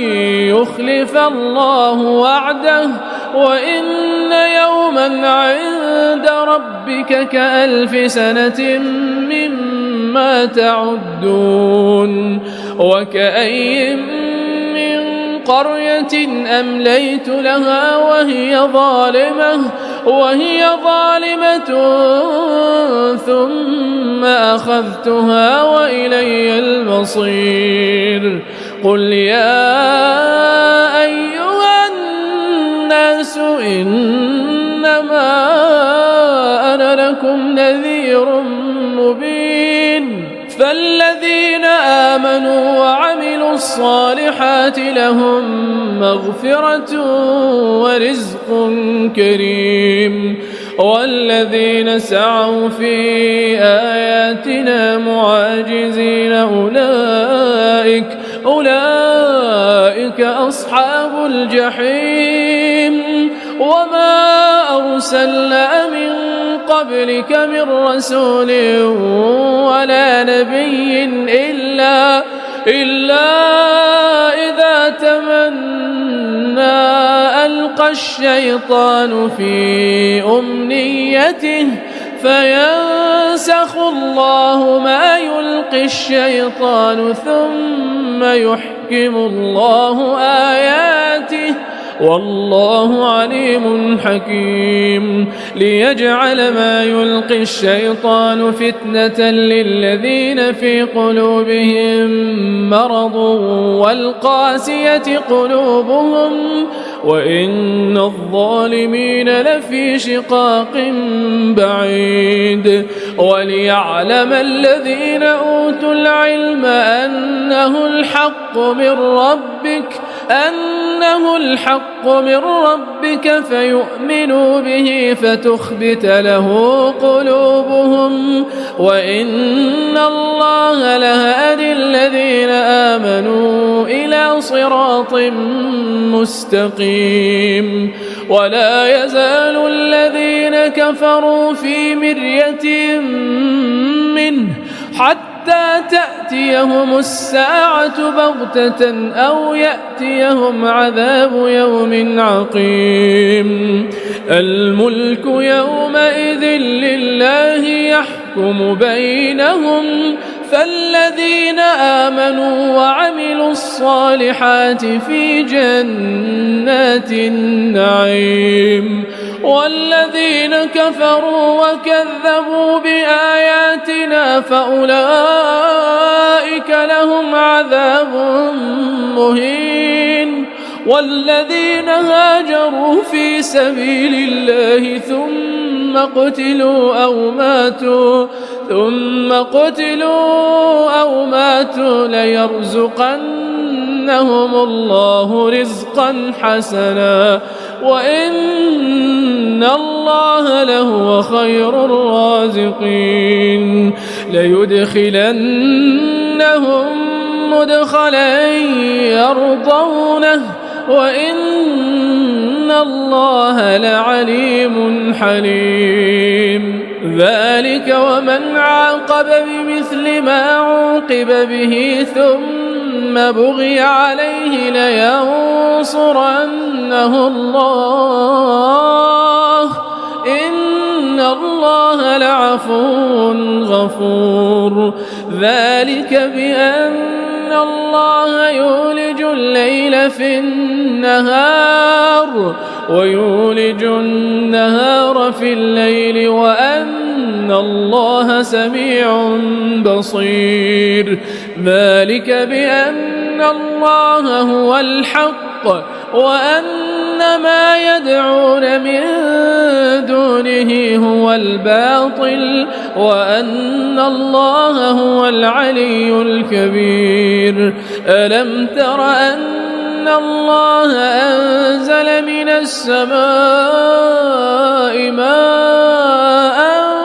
فتصبح الأرض مخضرة إن الله لطيف خبير. له ما في السماوات وما في الأرض وإن الله لهو الغني الحميد. ألم تر أن الله سخر لكم ما في الأرض والفلك تجري في البحر بأمره ويمسك السماء أن تقع على الأرض إلا بإذنه إن الله بالناس لرؤوف رحيم. وهو الذي أحياكم ثم يميتكم ثم يحييكم إن الإنسان لكفور. لكل أمة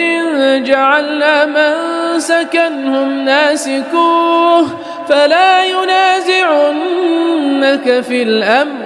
وادع إلى ربك إنك لعلى هدى مستقيم. وإن جادلوك فقل الله أعلم بما تعملون. الله يحكم بينكم يوم القيامة فيما كنتم فيه تختلفون. ألم تعلم أن الله يعلم ما في السماء والأرض إن ذلك في كتاب إن ذلك على الله يسير. ويعبدون من دون الله ما لم ينزل به سلطانا وما ليس لهم به علم وما للظالمين من نصير. وإذا تتلى عليهم آياتنا بينات تعرف في وجوه الذين كفروا المنكر يكادون يسقون بالذين يتلون عليهم آياتنا قل أفأنبئكم بشر من ذلكم النار وعدها الله الذين كفروا وبئس المصير. يا أيها الناس ضرب مثل فاستمعوا له إن الذين تدعون من دون الله لن يخلقوا ذبابا ولو اجتمعوا له وإن يسلبهم الذباب شيئا لا يستنقذوه منه ضعف الطالب والمطلوب. ما قدر الله حق قدره إن الله لقوي عزيز. الله يصطفي من الملائكة رسلا ومن الناس إن الله سميع بصير. يعلم ما بين أيديهم وما خلفهم وإلى الله ترجع الأمور. يا أيها الذين آمنوا اركعوا واسجدوا واعبدوا ربكم وافعلوا الخير لعلكم تفلحون. وجاهدوا في الله حق جهاده هو اجتباكم وما جعل عليكم في الدين من حرج ملة أبيكم إبراهيم هو سماكم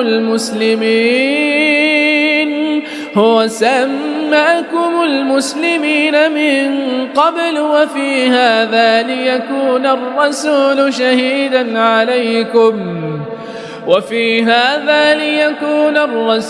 شهيدا عليكم وتكونوا شهداء على الناس فأقيموا الصلاة وآتوا الزكاة واعتصموا بالله هو مولاكم فنعم المولى ونعم النصير.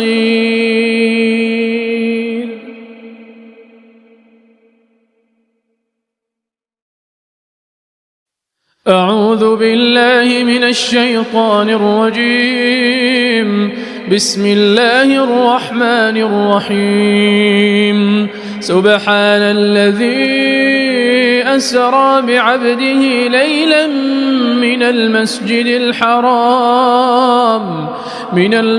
الحرام إلى المسجد الأقصى الذي باركنا حوله لنريه من آياتنا إنه هو السميع البصير. وآتينا موسى الكتاب وجعلناه هدى لبني إسرائيل ألا تتخذوا من دوني وكيلا ذرية من حملنا مع نوح إنه كان عبدا شكورا. وقضينا إلى بني إسرائيل في الكتاب لتفسدن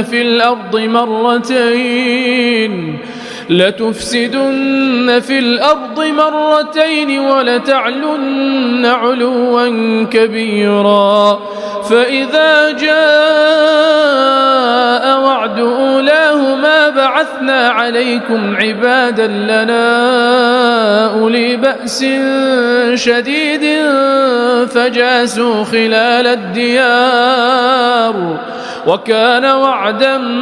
مفعولا. ثم رددنا لكم الكرة عليهم وأمددناكم بأموال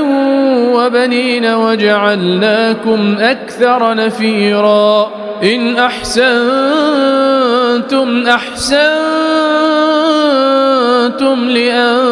لأنفسكم وإن أسأتم فلها. فإذا جاء وعد الآخرة ليسوءوا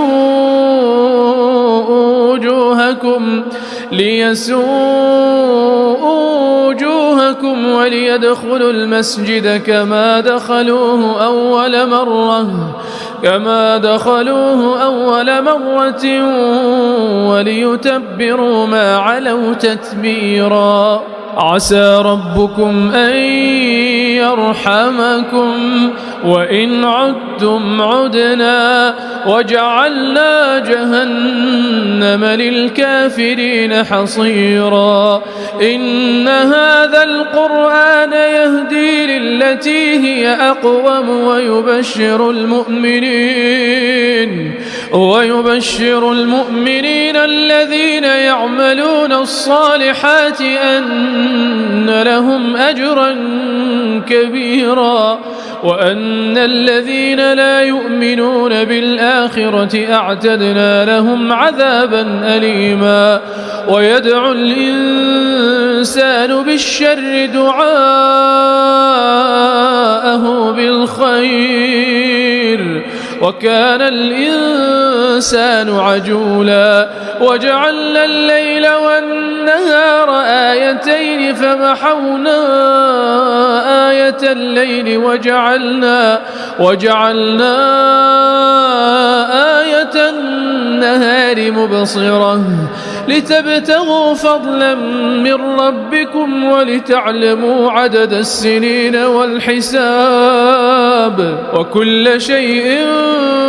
فصلناه تفصيلا. وكل إنسان ألزمناه طائره في عنقه ونخرج له يوم القيامة كتابا يلقاه منشورا اقرأ كتابك كفى بنفسك اليوم عليك حسيبا من اهتدى فإنما يهتدي لنفسه ومن ضل فإنما يضل عليها ولا تزر وازرة وزر أخرى وما كنا معذبين حتى نبعث رسولا وإذا أردنا أن نهلك قرية أمرنا متر فيها ففسقوا فيها فحق عليها القول فدمرناها تدميرا وكم أهلكنا من القرون من بعد نوح وكفى بربك بذنوب عباده خبيرا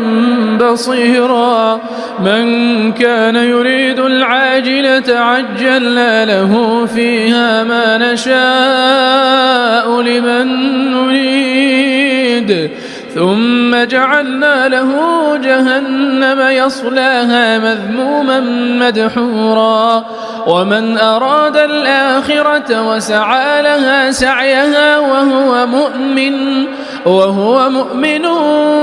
فأولئك كان سعيهم مشكورا كلا نمد هؤلاء وهؤلاء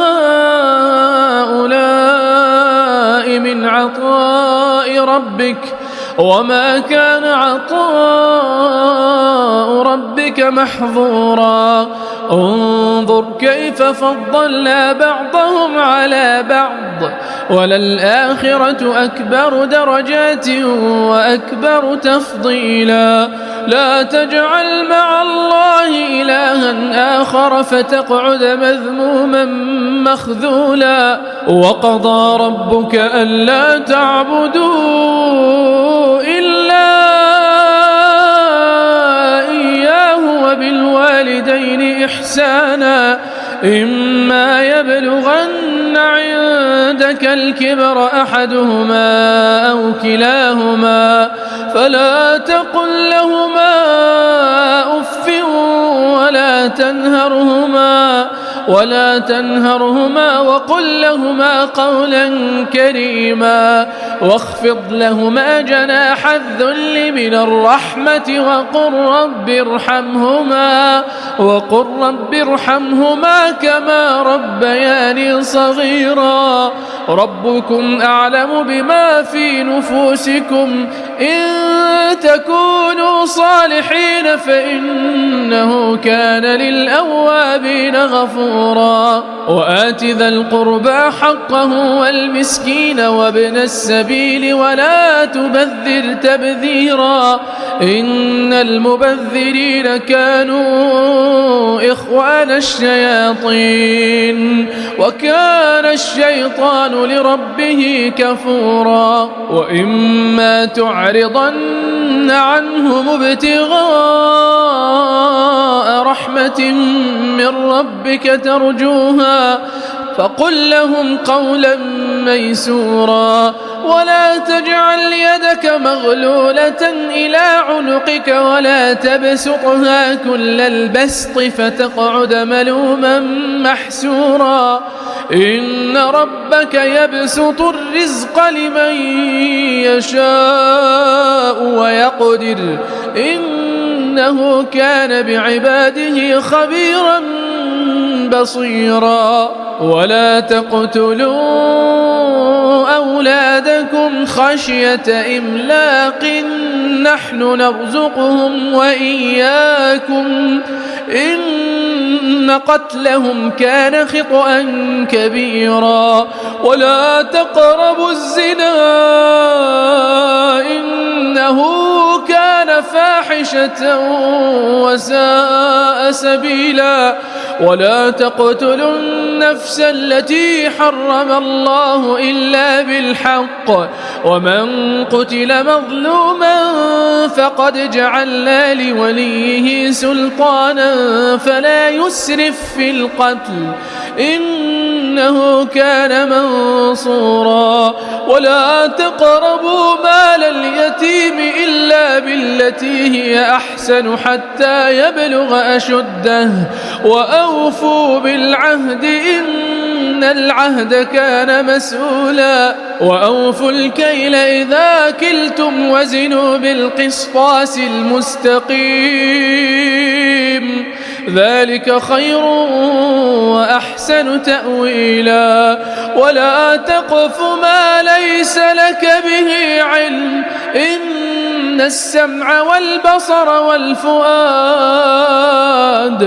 إن السمع والبصر والفؤاد كل أولئك كان عنه مسؤولا ولا تمش في الأرض مرحا إنك لن تخرق الأرض ولن تبلغ الجبال طولا كل ذلك كان سيئه عند ربك مكروها ذلك مما أوحى إليك ربك من الحكمة ولا تجعل مع الله إلها آخر فتلقى في جهنم ملوما مدحورا أفأصفاكم ربكم بالبنين واتخذ من الملائكة إناثا إنكم لتقولون قولا عظيما ولقد صرفنا في هذا القرآن ليذكروا وما يزيدهم إلا نفورا قل لو كان معه آلهة كما يقولون إذا لابتغوا إلى ذي العرش سبيلا سبحانه وتعالى عما يقولون علوا كبيرا تسبح له السماوات السبع والأرض ومن فيهن وإن من شيء إلا يسبح بحمده ولكن لا تفقهون تسبيحهم إنه كان حليما غفورا وإذا قرأت القرآن جعلنا بينك وبين الذين لا يؤمنون بالآخرة حجابا مستورا وجعلنا على قلوبهم أكنة أن يفقهوه وفي آذانهم وقرا وإذا ذكرت ربك في القرآن وحده ولوا على أدبارهم نفورا نحن أعلم بما يستمعون به إذ يستمعون إليك وإذ هم نجوى إذ يقول الظالمون إن تتبعون إلا رجلا مسحورا انظر كيف ضربوا لك الأمثال فضلوا فلا يستطيعون سبيلا وقالوا أئذا كنا عظاما ورفاتا أئنا لمبعوثون خلقا جديدا قل كونوا حجارة أو حديدا أو خلقا مما يكبر في صدوركم فسيقولون من يعيدنا قل الذي فطركم أول مرة فسينغضون إليك رؤوسهم ويقولون متاه قل عسى أن يكون قريبا يوم يدعوكم فتستجيبون بحمده وتظنون إن لبثتم إلا قليلا وقل لعبادي يقولوا التي هي أحسن إن الشيطان ينزغ إن الشيطان كان للإنسان عدوا مبينا ربكم أعلم بكم إن يشأ يرحمكم أو إن يشأ يعذبكم وما أرسلناك عليهم وكيلا وربك أعلم بمن في السماوات والأرض ولقد فضلنا بعض النبيين على بعض وآتينا داود زبورا قل ادعوا الذين زعمتم من دونه فلا يملكون كشف الضر عنكم ولا تحويلا أولئك الذين يدعون يبتغون إلى ربهم الوسيلة أيهم أقرب يدعون يبتغون إلى ربهم الوسيلة أيهم أقرب ويرجون رحمته ويخافون عذابه إن عذاب ربك كان محذورا وإن من قرية إلا نحن مهلكوها قبل يوم القيامة أو معذبوها عذابا شديدا كان ذلك في الكتاب مسطورا وما منعنا أن نرسل بالآيات إلا أن كذب بها الأولون وآتينا ثمود الناقة مبصرة فظلموا بها وما نرسل بالآيات إلا تخويفا وإذ قلنا لك إن ربك أحاط بالناس وما جعلنا الرؤيا التي أريناك إلا فتنة للناس والشجرة الملعونة في القرآن ونخوفهم فما يزيدهم إلا طغيانا كبيرا وإذ قلنا للملائكة اسجدوا لآدم فسجدوا إلا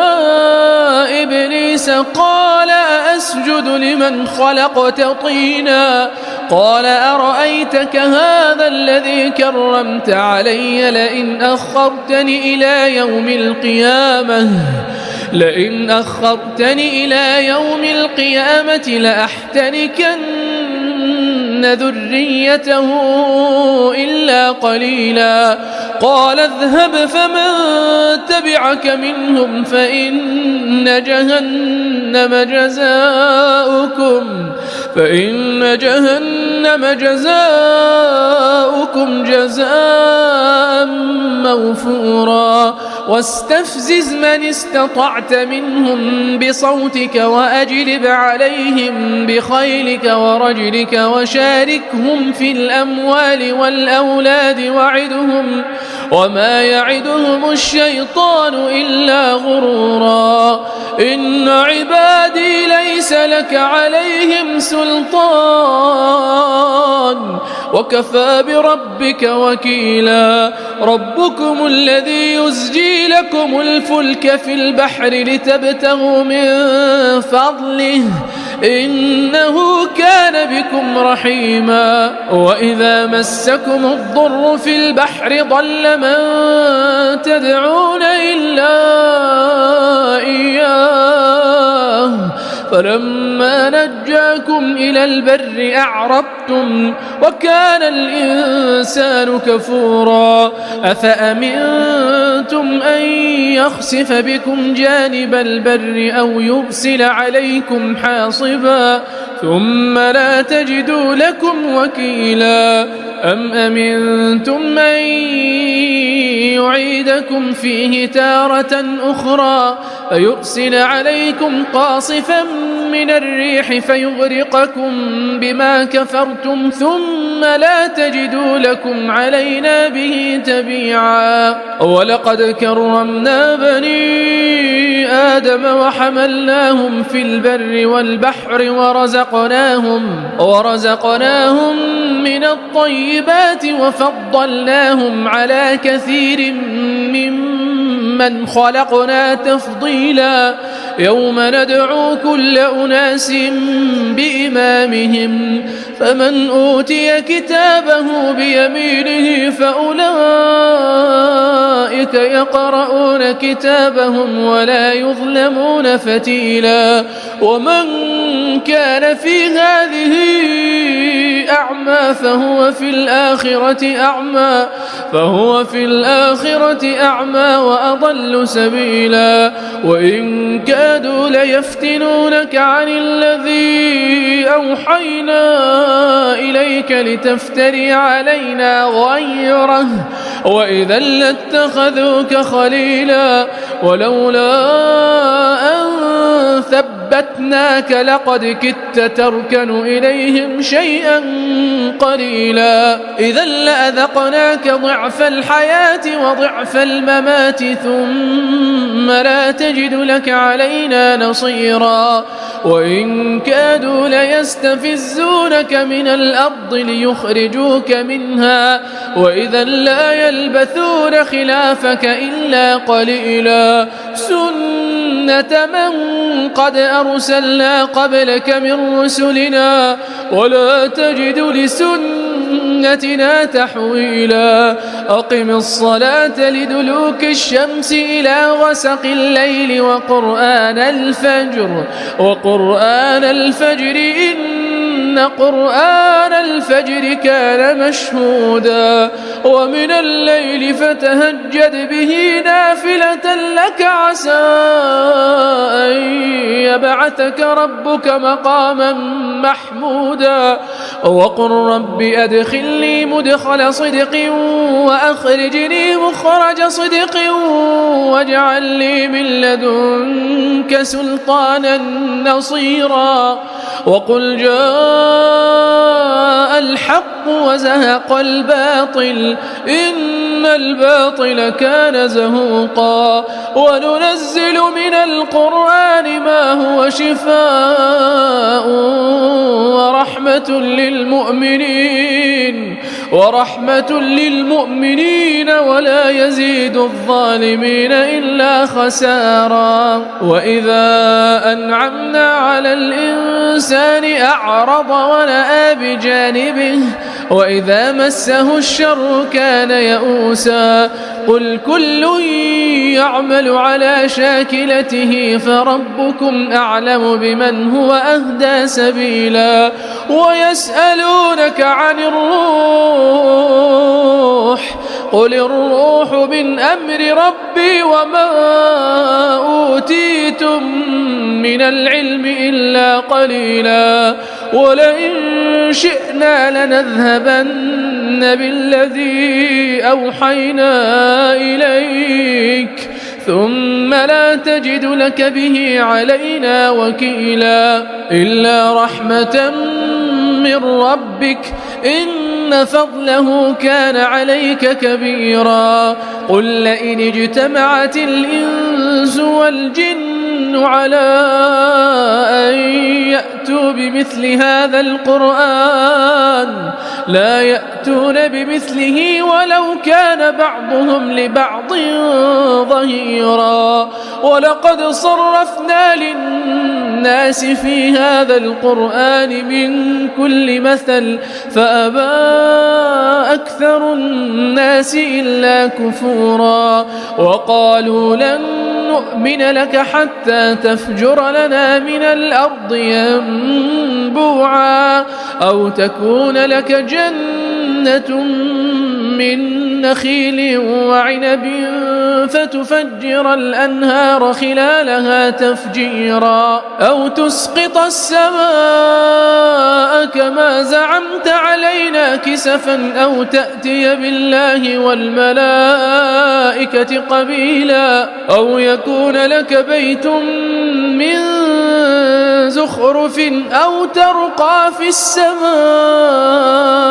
ولن نؤمن لرقيك حتى تنزل علينا كتابا نقرأه قل سبحان ربي هل كنت إلا بشرا رسولا وما منع الناس أن يؤمنوا إذ جاءهم الهدى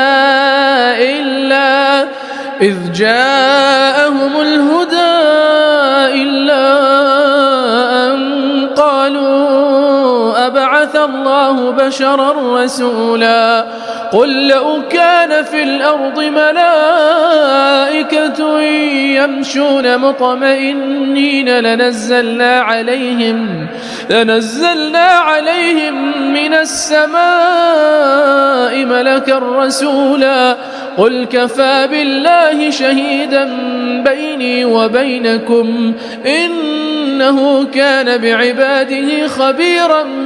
بصيرا ومن يهد الله فهو المهتد ومن يضلل فلن تجد لهم أولياء من دونه ونحشرهم يوم القيامة على وجوههم عميا وبكما وصما مأواهم جهنم كلما خبت زدناهم سعيرا ذلك جزاؤهم بأنهم كفروا بآياتنا وقالوا أئذا كنا عظاما ورفاتا أئنا لمبعوثون خلقا جديدا أولم يروا أن الله الذي خلق السماوات والأرض قادر على أن يخلق مثلهم وجعل لهم أجلا لا ريب فيه فأبى الظالمون إلا كفورا قل لو أنتم تملكون خزائن رحمة ربي إذا لأمسكتم خشية الإنفاق وكان الإنسان قتورا ولقد آتينا موسى 9 آيات بينات فاسأل بني إسرائيل إذ جاءهم فقال له فرعون إني لأظنك يا موسى مسحورا قال لقد علمت ما أنزل هؤلاء إلا رب السماوات والأرض بصائر وإني لأظنك يا فرعون مثبورا فأراد أن يستفزهم من الأرض فأغرقناه ومن معه جميعا وقلنا من بعده لبني إسرائيل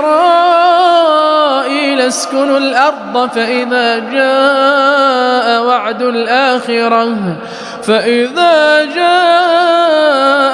الآخرة جئنا بكم لفيفا وبالحق أنزلناه وبالحق نزل وما أرسلناك إلا مبشرا ونذيرا وقرآنا فرقناه لتقرأه على الناس على مكث ونزلناه تنزيلا قل آمنوا به أو لا تؤمنوا إن الذين أوتوا العلم من قبله إذا يتلى عليهم يخرون للأذقان سجدا ويقولون سبحان ربنا إن كان وعد ربنا لمفعولا ويخرون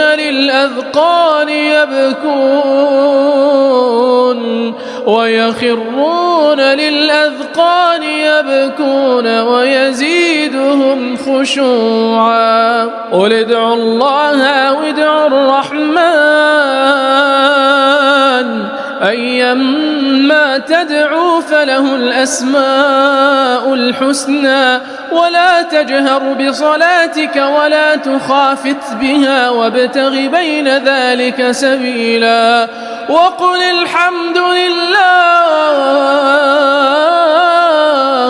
وقل الحمد لله الذي لم يتخذ ولدا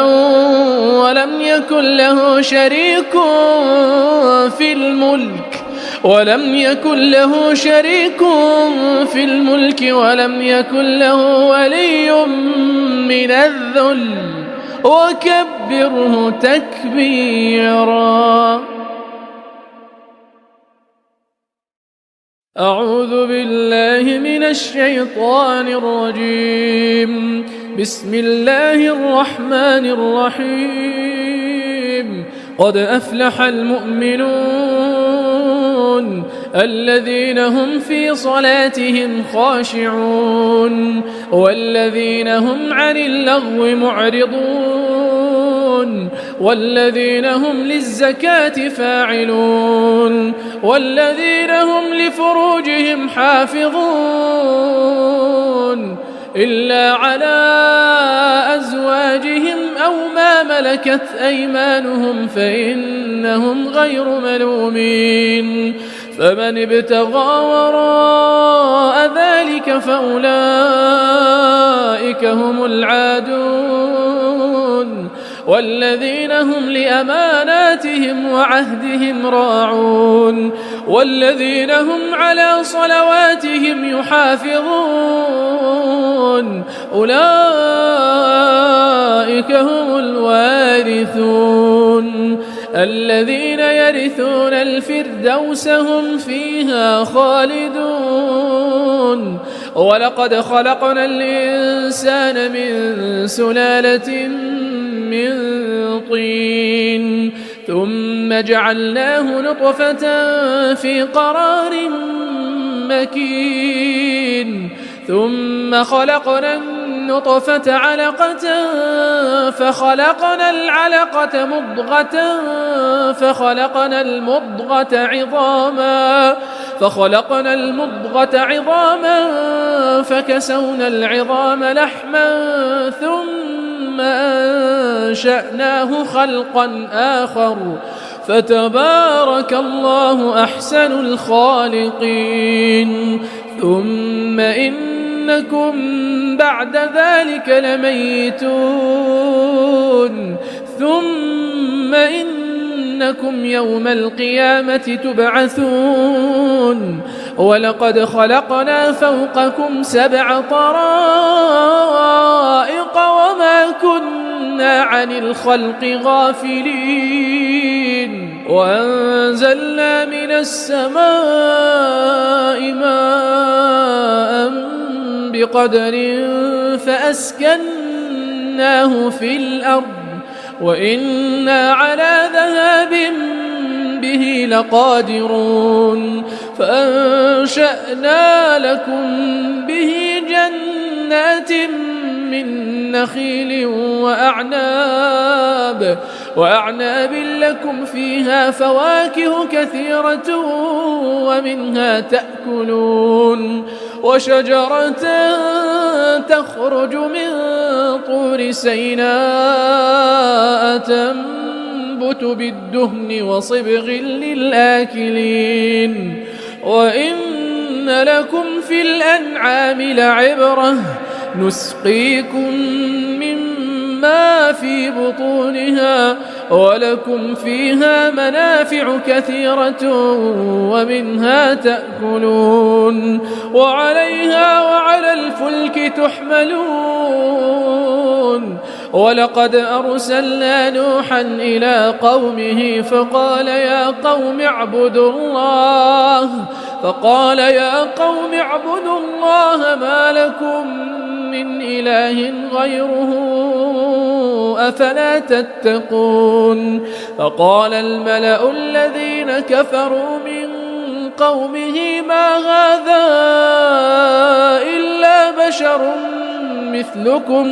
يريد أن يتفضل عليكم ولو شاء الله ولو شاء الله لأنزل ملائكة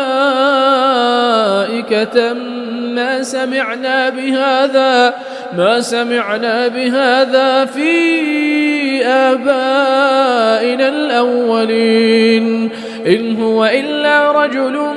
به جنة فتربصوا به حتى حين قال رب انصرني بما كذبون فأوحينا إليه أن اصنع الفلك بأعيننا ووحينا فإذا جاء أمرنا وفارت النور فاسلك فيها من كل زوجين اثنين وأهلك إلا من سبق عليه القول منهم ولا تخاطبني في الذين ظلموا إنهم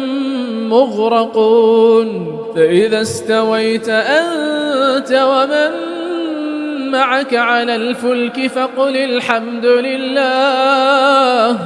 فقل الحمد لله الذي نجانا من القوم الظالمين وقل رب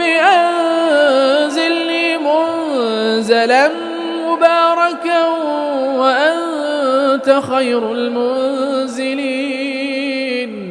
إن في ذلك لآيات وإن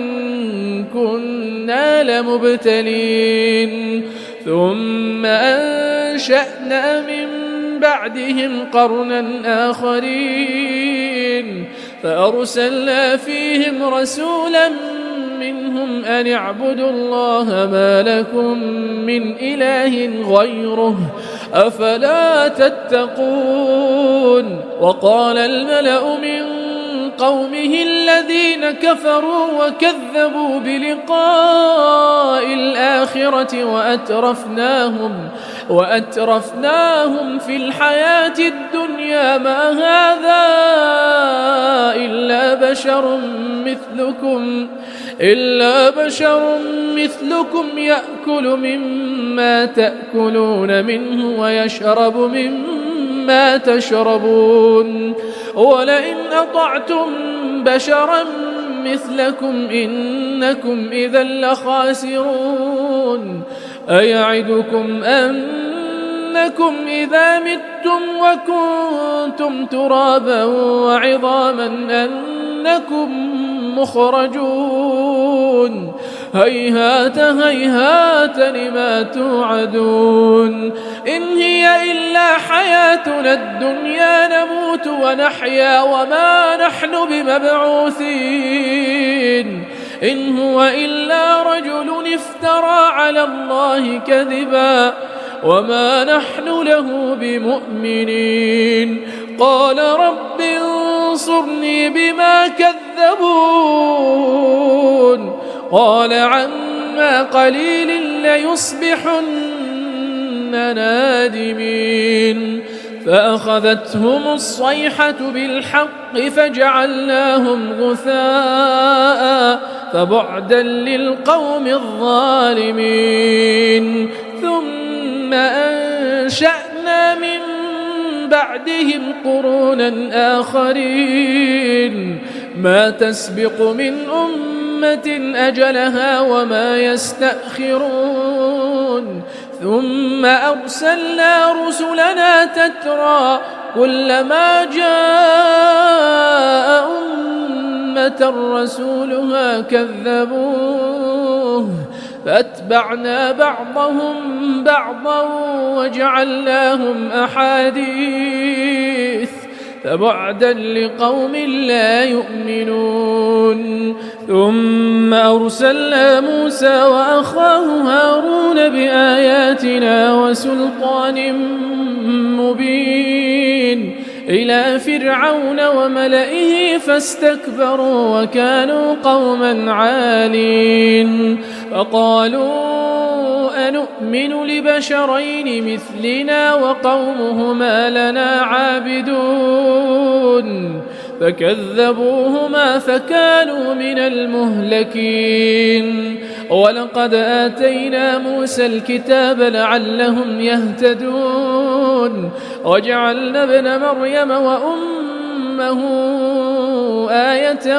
وآويناهما إلى ربوة ذات قرار ومعين. يا أيها الرسل كلوا من الطيبات واعملوا صالحا إني بما تعملون عليم. وإن هذه أمتكم أمة واحدة وأنا ربكم فاتقون. فتقطعوا أمرهم بينهم زبرا كل حزب بما لديهم فرحون. فذرهم في غمرتهم حتى حين. أيحسبون أن ما نمدهم به من مال وبنين نسارع لهم في الخيرات بل لا يشعرون. إن الذين هم من خشية ربهم مشفقون والذين هم بآيات ربهم يؤمنون والذين هم بربهم لا يشركون والذين يؤتون ما آتوا وقلوبهم وجلة أنهم إلى ربهم راجعون أولئك يسارعون في الخيرات وهم لها سابقون. ولا نكلف نفسا إلا وسعها ولدينا كتاب ينطق بالحق وهم لا يظلمون. بل قلوبهم في غمرة من هذا ولهم أعمال من دون ذلك هم لها عاملون. حتى إذا أخذنا مترفيهم بالعذاب إذا هم يجأرون. لا تجأروا اليوم إنكم منا لا تنصرون. قد كانت آياتي تتلى عليكم فكنتم على أعقابكم تنكصون مستكبرين به سامرا تهجرون. أفلم يدبروا القول أم جاءهم ما لم يأت آباءهم الأولين أم لم يعرفوا رسولهم فهم له منكرون. أم يقولون به جنة بل جاءهم بالحق وأكثرهم للحق كارهون. ولو اتبع الحق أهواءهم لفسدت السماوات والأرض ومن فيهن بل أتيناهم بذكرهم فهم عن ذكرهم معرضون. أم تسألهم خرجا فخراج ربك خير وهو خير الرازقين. وإنك لتدعوهم إلى صراط مستقيم. وإن الذين لا يؤمنون بالآخرة عن الصراط لناكبون. ولو رحمناهم وكشفنا ما بهم من ضر للجوا في طغيانهم يعمهون. ولقد أخذناهم بالعذاب فما استكانوا لربهم وما يتضرعون حتى إذا فتحنا عليهم بابا ذا عذاب شديد إذا هم فيه مبلسون. وهو الذي أنشأ لكم السمع والأبصار والأفئدة قليلا ما تشكرون وهو الذي ذرأكم في الأرض وإليه تحشرون وهو الذي يحيي ويميت وله اختلاف الليل والنهار أفلا تعقلون بل قالوا مثل ما قال الأولون قالوا أئذا متنا وكنا ترابا وعظاما أئنا لمبعوثون لقد وعدنا نحن وآباؤنا هذا من قبل إن هذا إلا أساطير الأولين قل لمن الأرض ومن فيها إن كنتم تعلمون سيقولون لله قل أفلا تذكرون قل من رب السماوات السبع ورب العرش العظيم سيقولون لله قل أفلا تتقون قل من بيده ملكوت كل شيء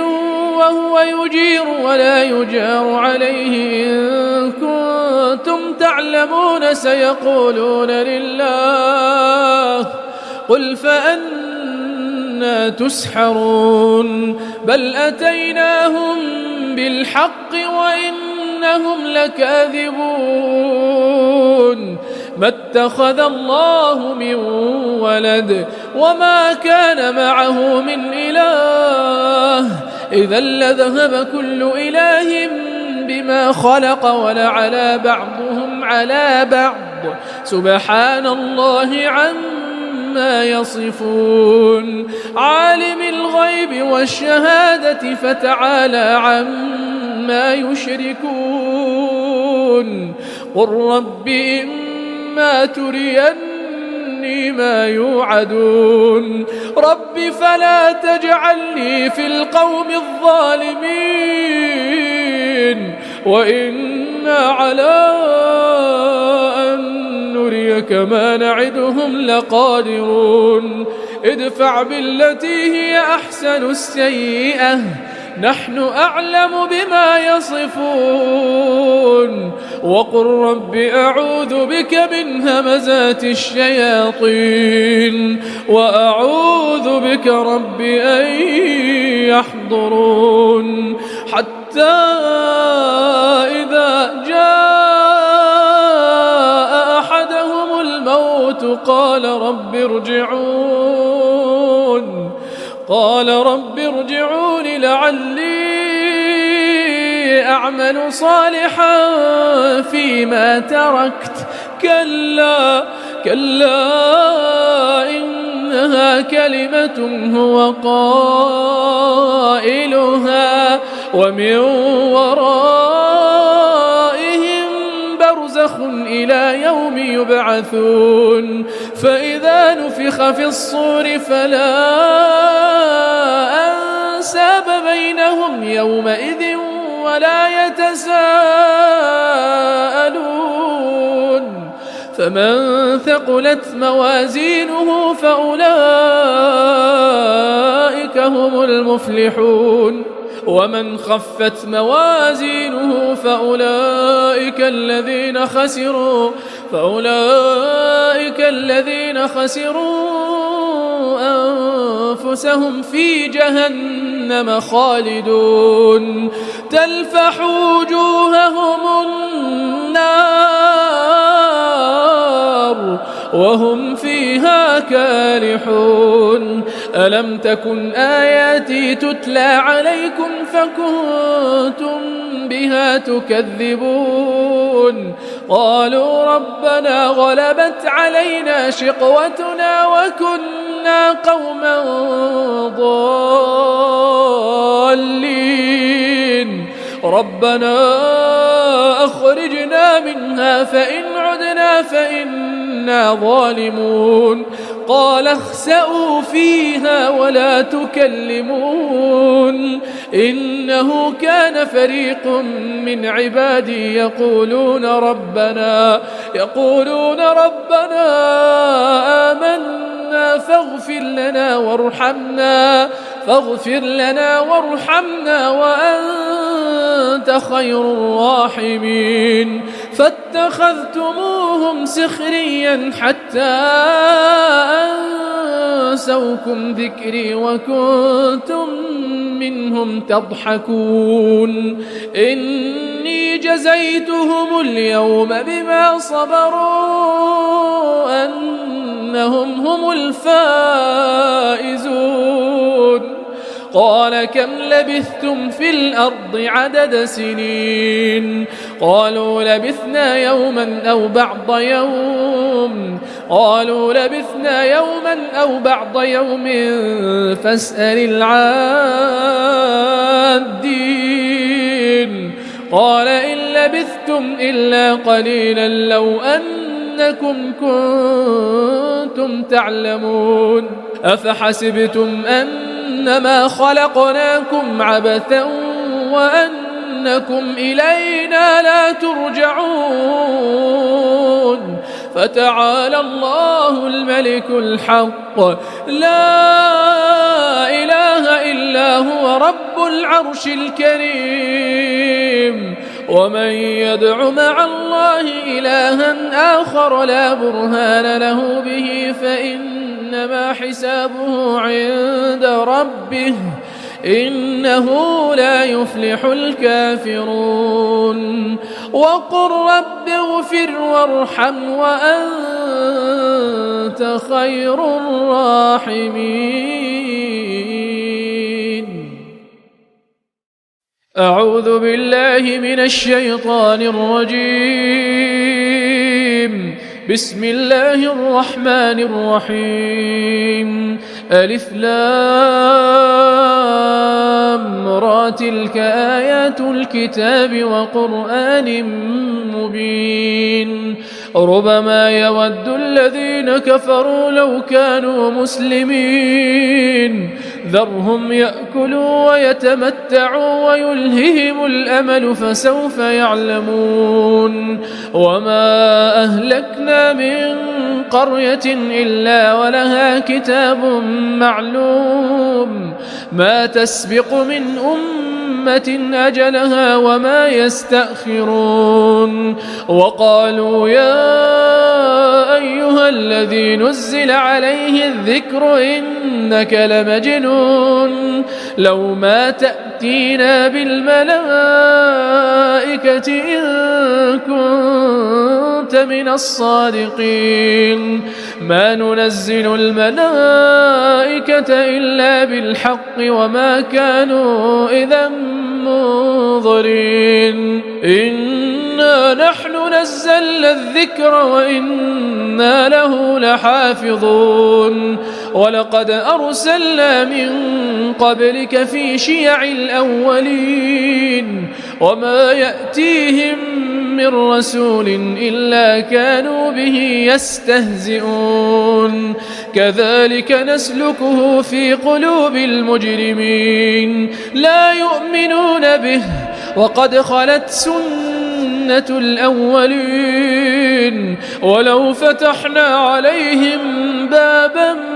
من السماء فظلوا فيه يعرجون لقالوا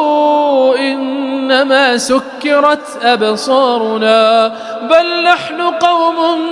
مسحورون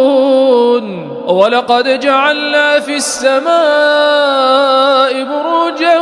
وزيناها للناظرين وحفظناها من كل شيطان رجيم إلا من استرق السمع فأتبعه شهاب مبين والأرض مددناها وألقينا فيها رواسي وأنبتنا فيها من كل شيء موزون وجعلنا لكم فيها معايش ومن لستم له برازقين وإن من شيء إلا عندنا خزائنه وما ننزله إلا بقدر معلوم وأرسلنا الرياح لواقح فأنزلنا من السماء ماء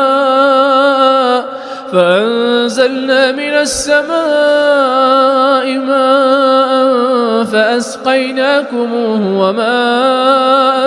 أنتم له بخازنين وإنا لنحن نحيي ونميت ونحن الوارثون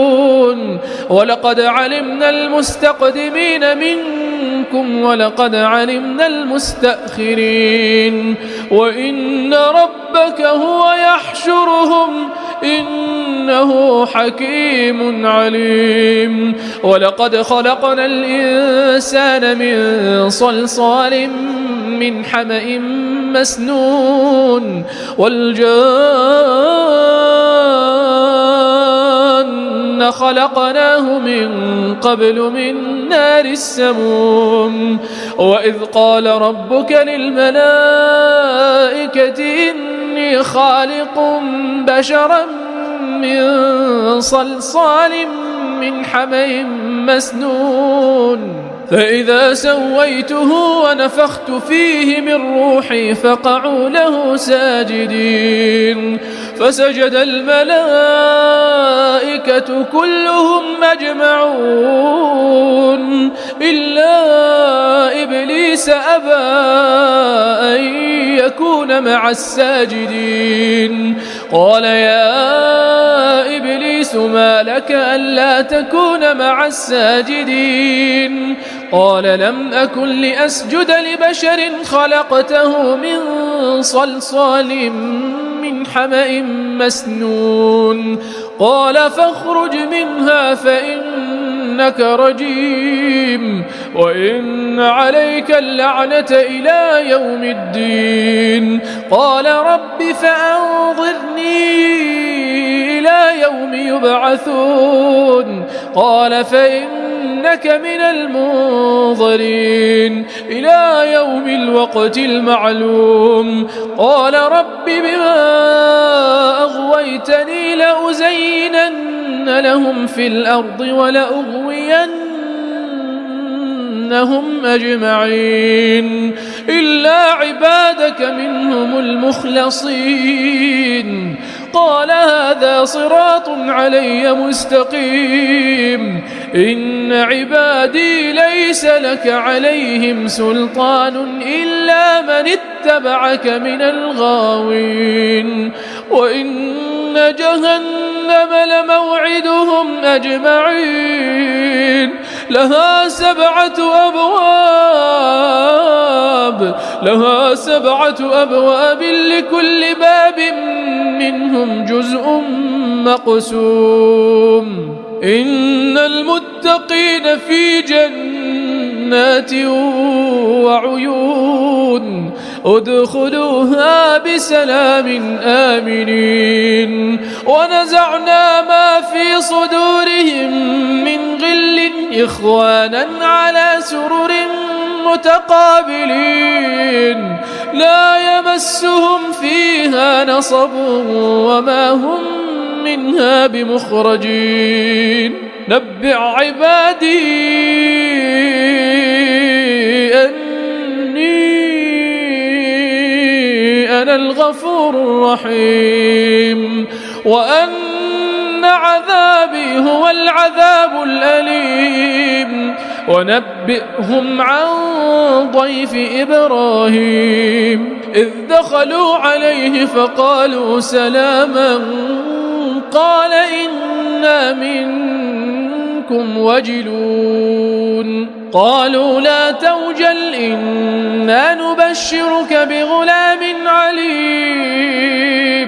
قال أبشرتموني على أن مسني الكبر فبم تبشرون قالوا بشرناك بالحق فلا تكن من القانطين قال ومن يقنط من رحمة ربه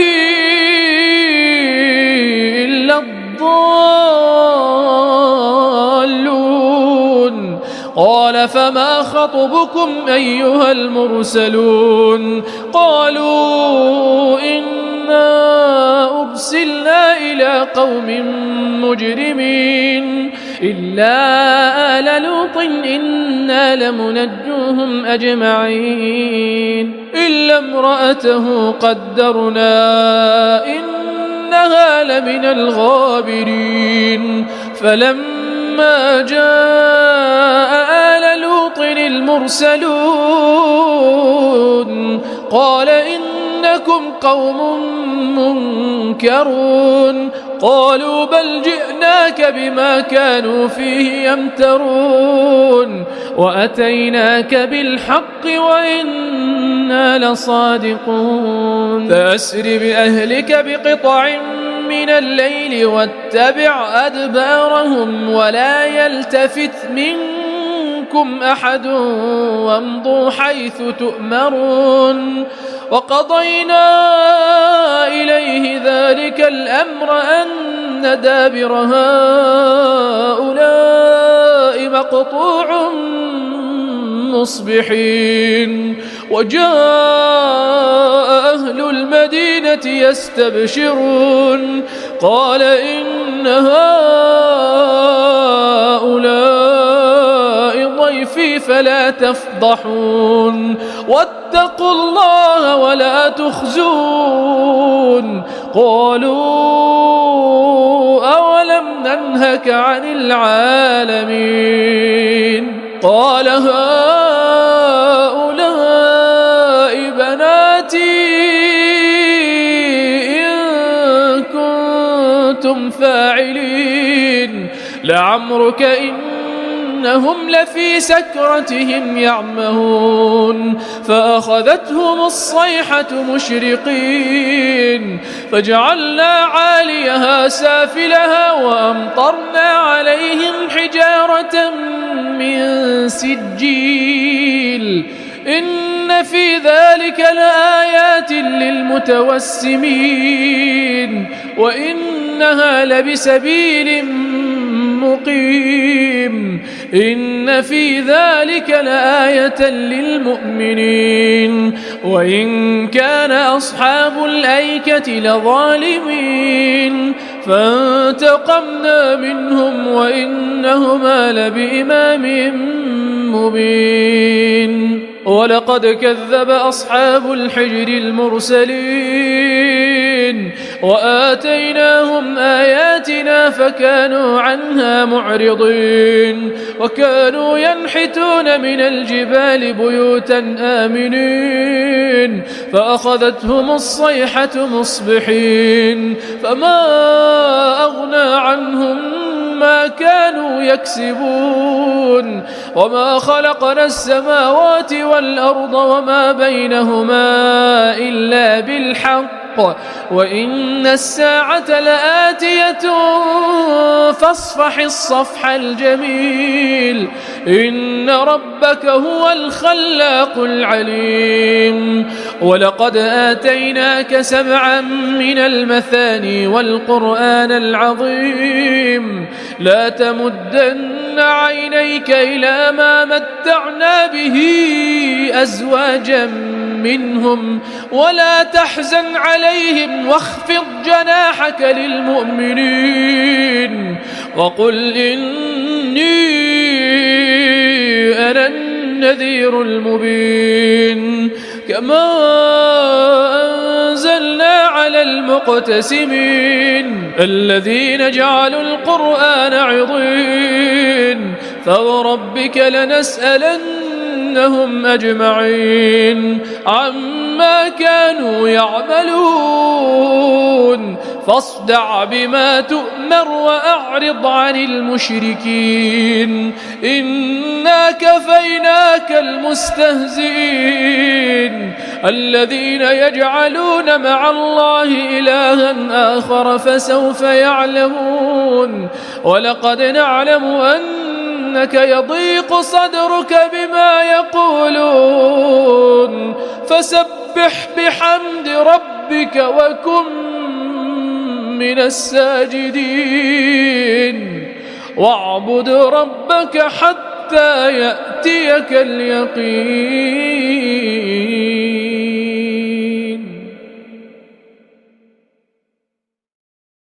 أعوذ بالله من الشيطان الرجيم.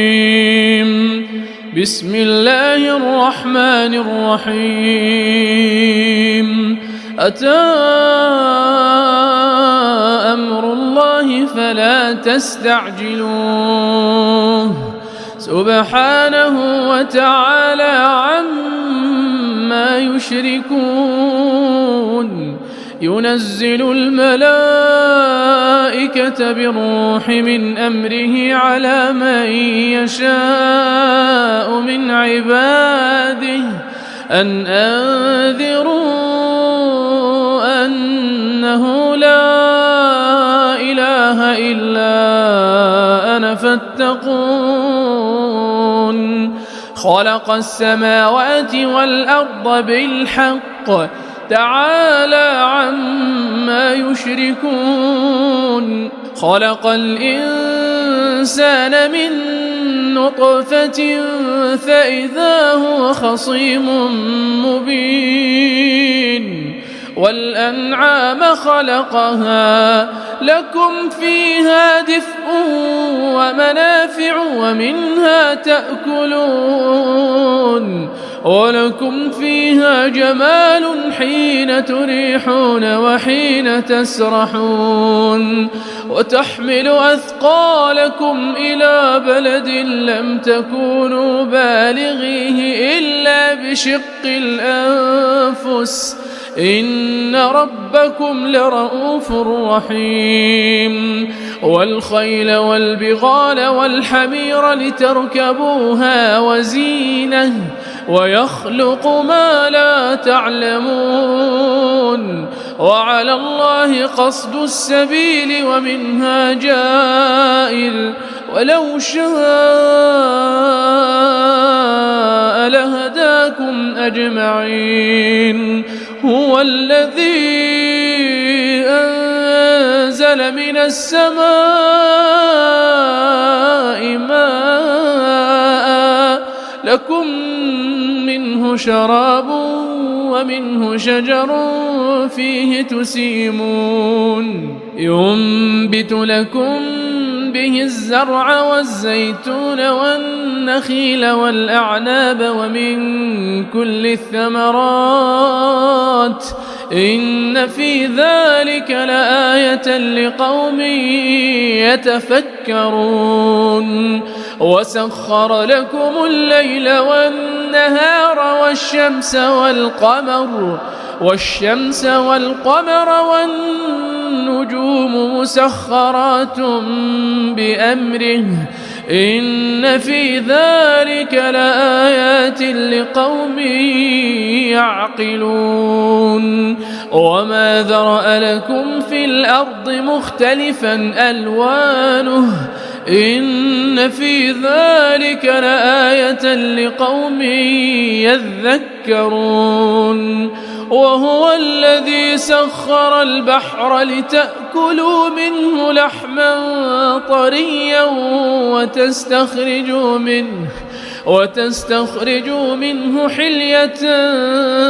تلبسونها وترى الفلك مواخر فيه ولتبتغوا من فضله ولعلكم تشكرون. وألقى في الأرض رواسي أن تميد بكم وأنهارا وسبلا لعلكم تهتدون. وعلامات وبالنجم هم يهتدون. أفمن يخلق كمن لا يخلق أفلا تذكرون. وإن تعدوا نعمة الله لا تحصوها إن الله لغفور رحيم. والله يعلم ما تسرون وما تعلنون والذين يدعون من دون الله لا يخلقون شيئا وهم يخلقون أموات غير أحياء وما يشعرون أيان يبعثون إلهكم إله واحد فالذين لا يؤمنون بالآخرة قلوبهم منكرة وهم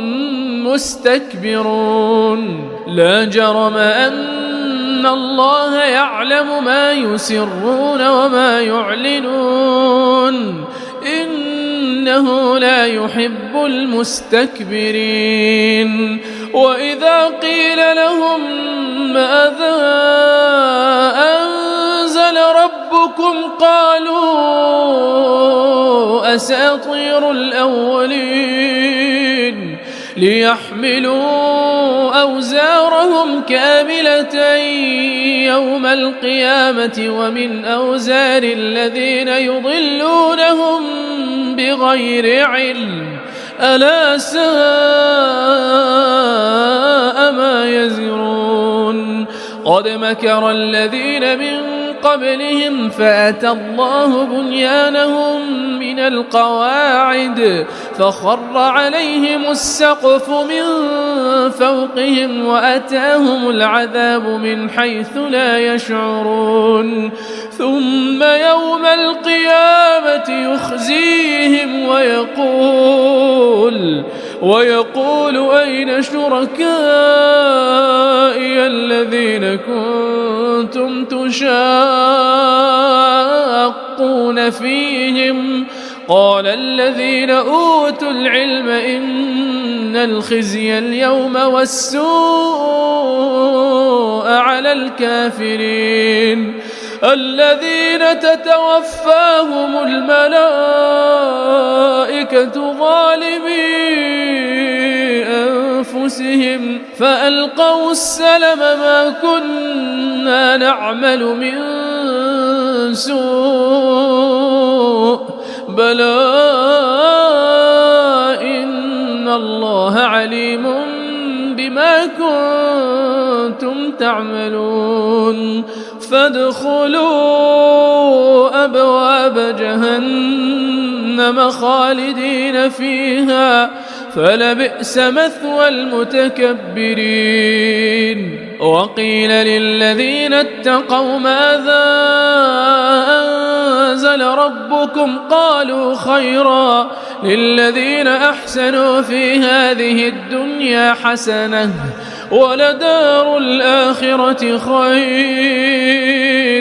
ولنعم دار المتقين جنات عدن يدخلونها تجري من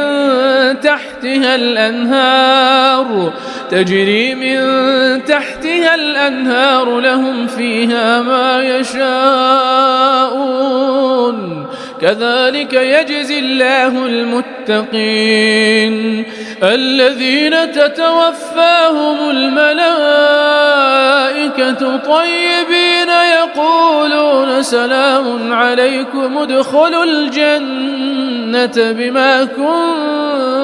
كنتم تعملون هل ينظرون إلا أن تأتيهم الملائكة أو يأتي أمر ربك كذلك فعل الذين من قبلهم وما ظلمهم الله ولكن كانوا أنفسهم يظلمون فأصابهم سيئات ما عملوا وحاق بهم ما كانوا به يستهزئون وقال الذين أشركوا لو شاء الله ما عبدنا من دونه من شيء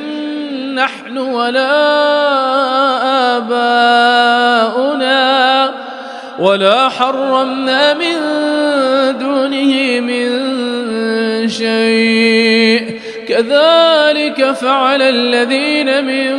قبلهم فهل على الرسل إلا البلاغ المبين ولقد بعثنا في كل أمة رسولا أن اعبدوا الله واجتنبوا الطاغوت فمنهم من هدى الله ومنهم من حقت عليه الضلالة فسيروا في الأرض فانظروا كيف كان عاقبة المكذبين إن تحرص على هداهم فإن الله لا يهدي من يضل وما لهم من ناصرين وأقسموا بالله جهد أيمانهم لا يبعث الله من يموت بلى وعدا عليه حقا ولكن أكثر الناس لا يعلمون ليبين لهم الذي يختلفون فيه وليعلم الذين كفروا أنهم كانوا كاذبين إنما قولنا لشيء إذا أردناه أن نقول له كن فيكون والذين هاجروا في الله من بعد ما ظلموا لنبوئنهم في الدنيا حسنة ولأجر الآخرة أكبر لو كانوا يعلمون الذين صبروا وعلى ربهم يتوكلون وما أرسلنا من قبلك إلا رجالا نوحي إليهم فاسألوا أهل الذكر إن كنتم لا تعلمون بالبينات والزبر وأنزلنا إليك الذكر لتبين للناس ما نزل إليهم ولعلهم يتفكرون أفأمن الذين مكروا السيئات أن يخسف الله بهم الأرض أو يأتيهم العذاب من حيث لا يشعرون أو يأخذهم في تقلبهم فما هم بمعجزين أو يأخذهم على تخوف فإن ربكم لرؤوف رحيم أولم يروا إلى ما خلق الله من شيء يتفيأ ظلاله عن اليمين والشمائل سجدا لله وهم داخرون ولله يسجد ما في السماوات وما في الأرض من دابة والملائكة وهم لا يستكبرون يخافون ربهم من فوقهم ويفعلون ما يؤمرون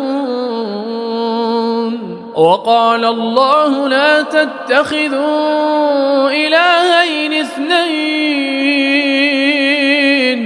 إنما هو إله واحد فإياي فارهبون وله ما في السماوات والأرض وله الدين واصبا أفغير الله تتقون وما بكم من نعمة فمن الله ثم إذا مسكم الضر فإليه تجأرون ثم إذا كشف الضر عنكم إذا فريق منكم بربهم يشركون ليكفروا بما آتيناهم فتمتعوا فسوف تعلمون ويجعلون لما لا يعلمون نصيبا مما رزقناهم تالله لتسألن عما كنتم كنتم تفترون ويجعلون لله البنات سبحانه ولهم ما يشتهون وإذا بشر أحدهم بالأنثى ظل وجهه مسودا وهو كظيم يتوارى من القوم من سوء ما بشر به أيمسكه على هون أم يدسه في التراب ألا ساء ما يحكمون للذين لا يؤمنون بالآخرة مثل السوء ولله المثل الأعلى وهو العزيز الحكيم ولو يؤاخذ الله الناس بظلمهم ما ترك عليها من دابة ولكن يؤخرهم إلى أجل مسمى فإذا جاء أجلهم لا يستأخرون ساعة ولا يستقدمون ويجعلون لله ما يكرهون وتصف ألسنتهم الكذب أن لهم الحسنى لا جرم أن لهم النار وأنهم مفرطون تالله لقد أرسلنا إلى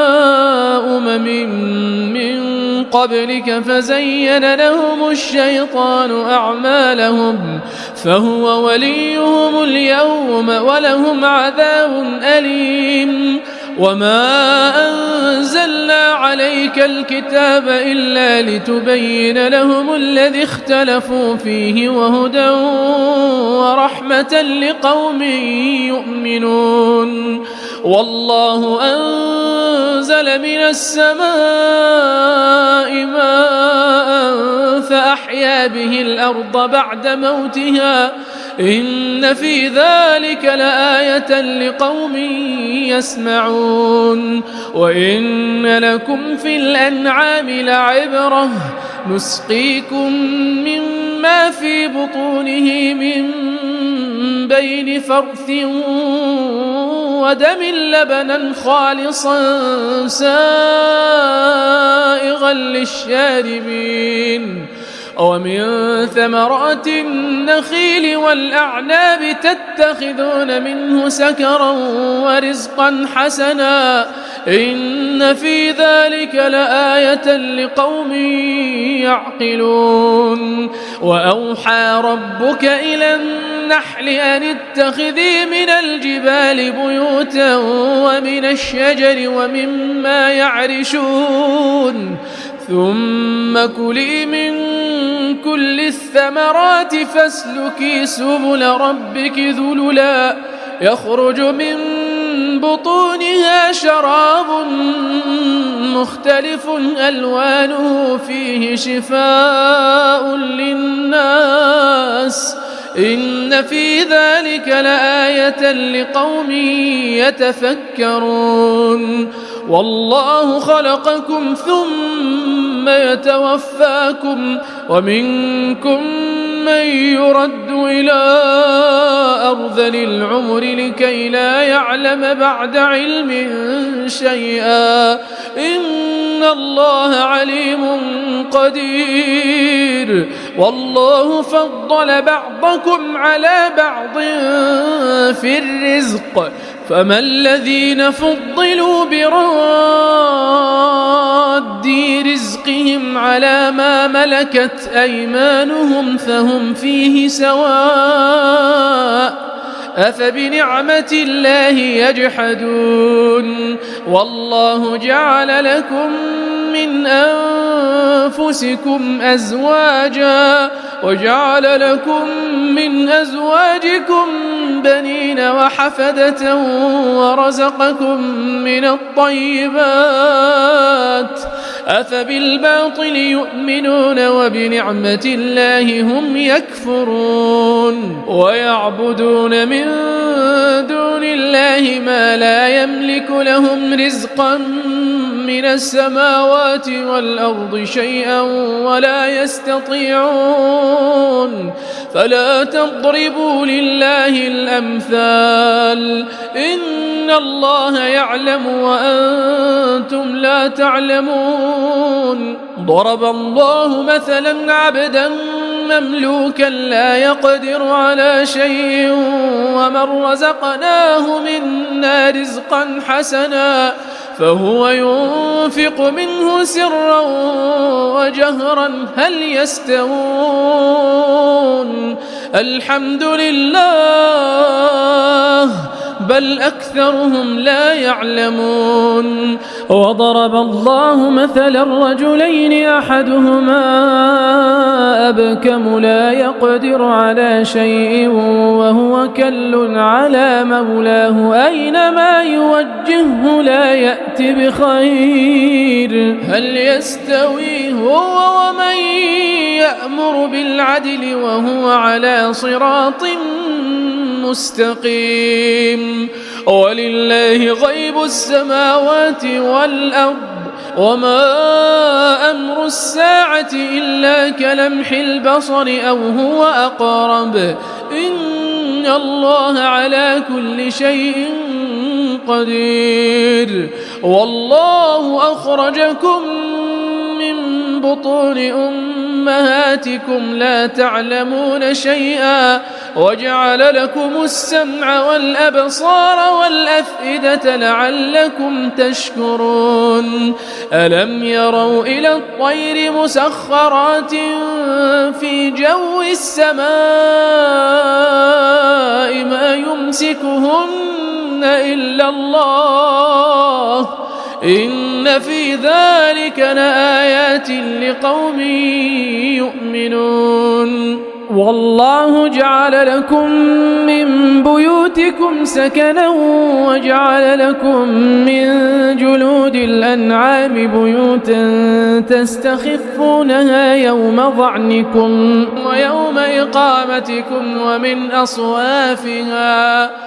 ويوم إقامتكم ومن أصوافها وأوبارها وأشعارها أثاثا ومتاعا إلى حين والله جعل لكم مما خلق ظلالا وجعل لكم من الجبال أكنانا وجعل لكم سرابيل تقيكم الحر وسرابيل تقيكم بأسكم كذلك يتم نعمته عليكم لعلكم تسلمون فإن تولوا فإنما عليك البلاغ المبين يعرفون نعمة الله ثم ينكرونها وأكثرهم الكافرون ويوم نبعث من كل أمة شهيدا ثم لا يؤذن للذين كفروا ولا هم يستعتبون وإذا رأى الذين ظلموا العذاب فلا يخفف عنهم ولا هم ينظرون وإذا رأى الذين أشركوا شركاءهم قالوا ربنا هؤلاء شركاؤنا الذين كنا ندعو من دونك فألقوا إليهم القول إنكم لكاذبون وألقوا إلى الله يومئذ السلم وضل عنهم ما كانوا يفترون الذين كفروا وصدوا عن سبيل الله زدناهم عذابا فوق العذاب بما كانوا يفسدون ويوم نبعث في كل أمة شهيدا عليهم من أنفسهم وجئنا بك شهيدا على هؤلاء ونزلنا عليك الكتاب تبيانا لكل شيء وهدى ورحمة وبشرى للمسلمين. إن الله يأمر بالعدل والإحسان وإيتاء ذي القربى وينهى عن الفحشاء والمنكر والبغي يعظكم لعلكم تذكرون. وأوفوا بعهد الله إذا عاهدتم ولا تنقضوا الأيمان بعد توكيدها وقد جعلتم الله عليكم كفيلا إن الله يعلم ما تفعلون. ولا تكونوا كالتي نقضت غزلها من بعد قوة أنكاثا تتخذون أيمانكم دخلا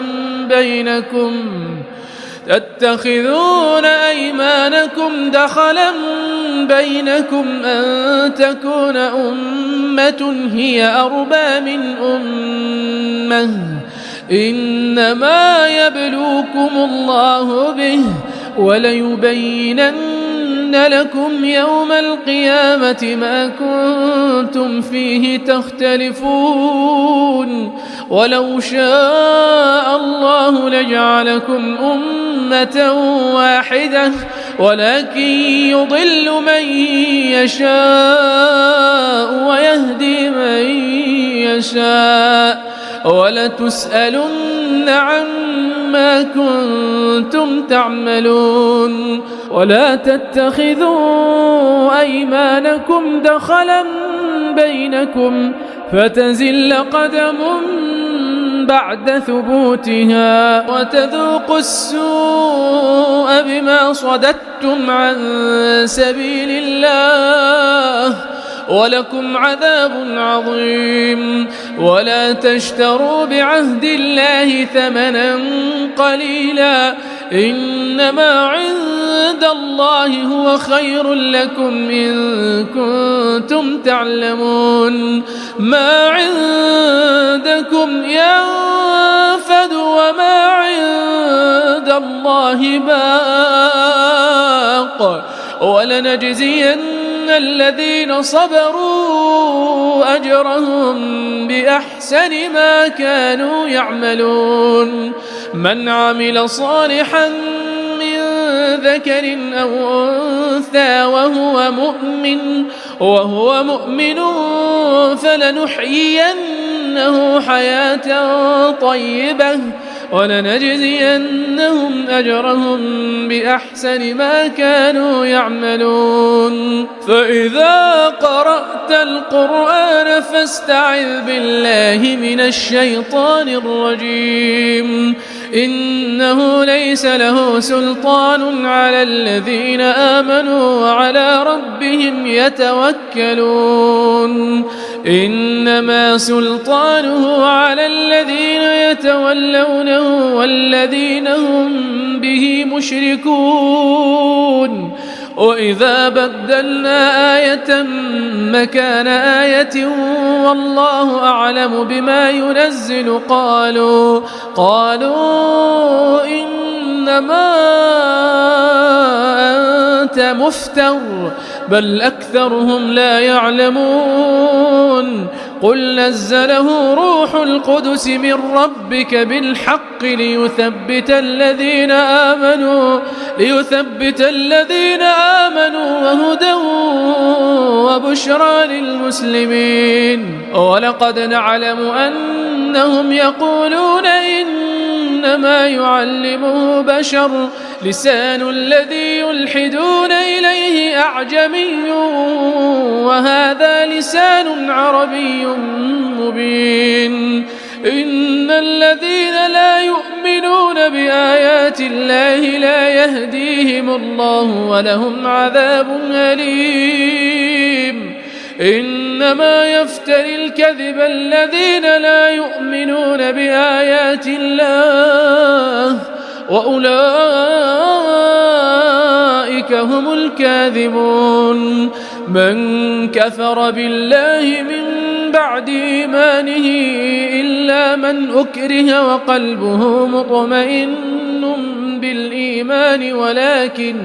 ولكن من شرح بالكفر صدرا فعليهم غضب من الله ولهم عذاب عظيم. ذلك بأنهم استحبوا الحياة الدنيا على الآخرة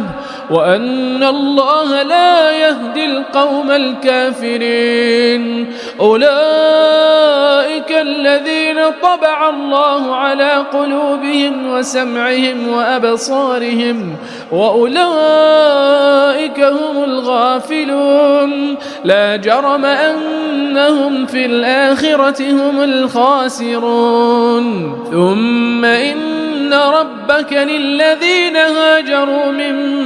بعد ما فتنوا ثم جاهدوا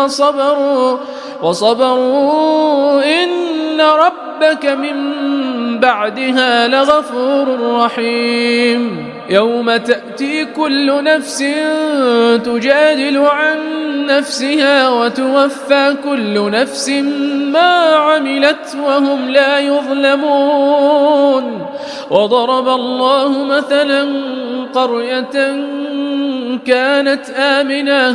كانت آمنة مطمئنة يأتيها رزقها رغدا من كل مكان فكفرت بأنعم الله فأذاقها الله لباس الجوع والخوف بما كانوا يصنعون. ولقد جاءهم رسول منهم فكذبوه فأخذهم العذاب وهم ظالمون. فكلوا مما رزقكم الله حلالا طيبا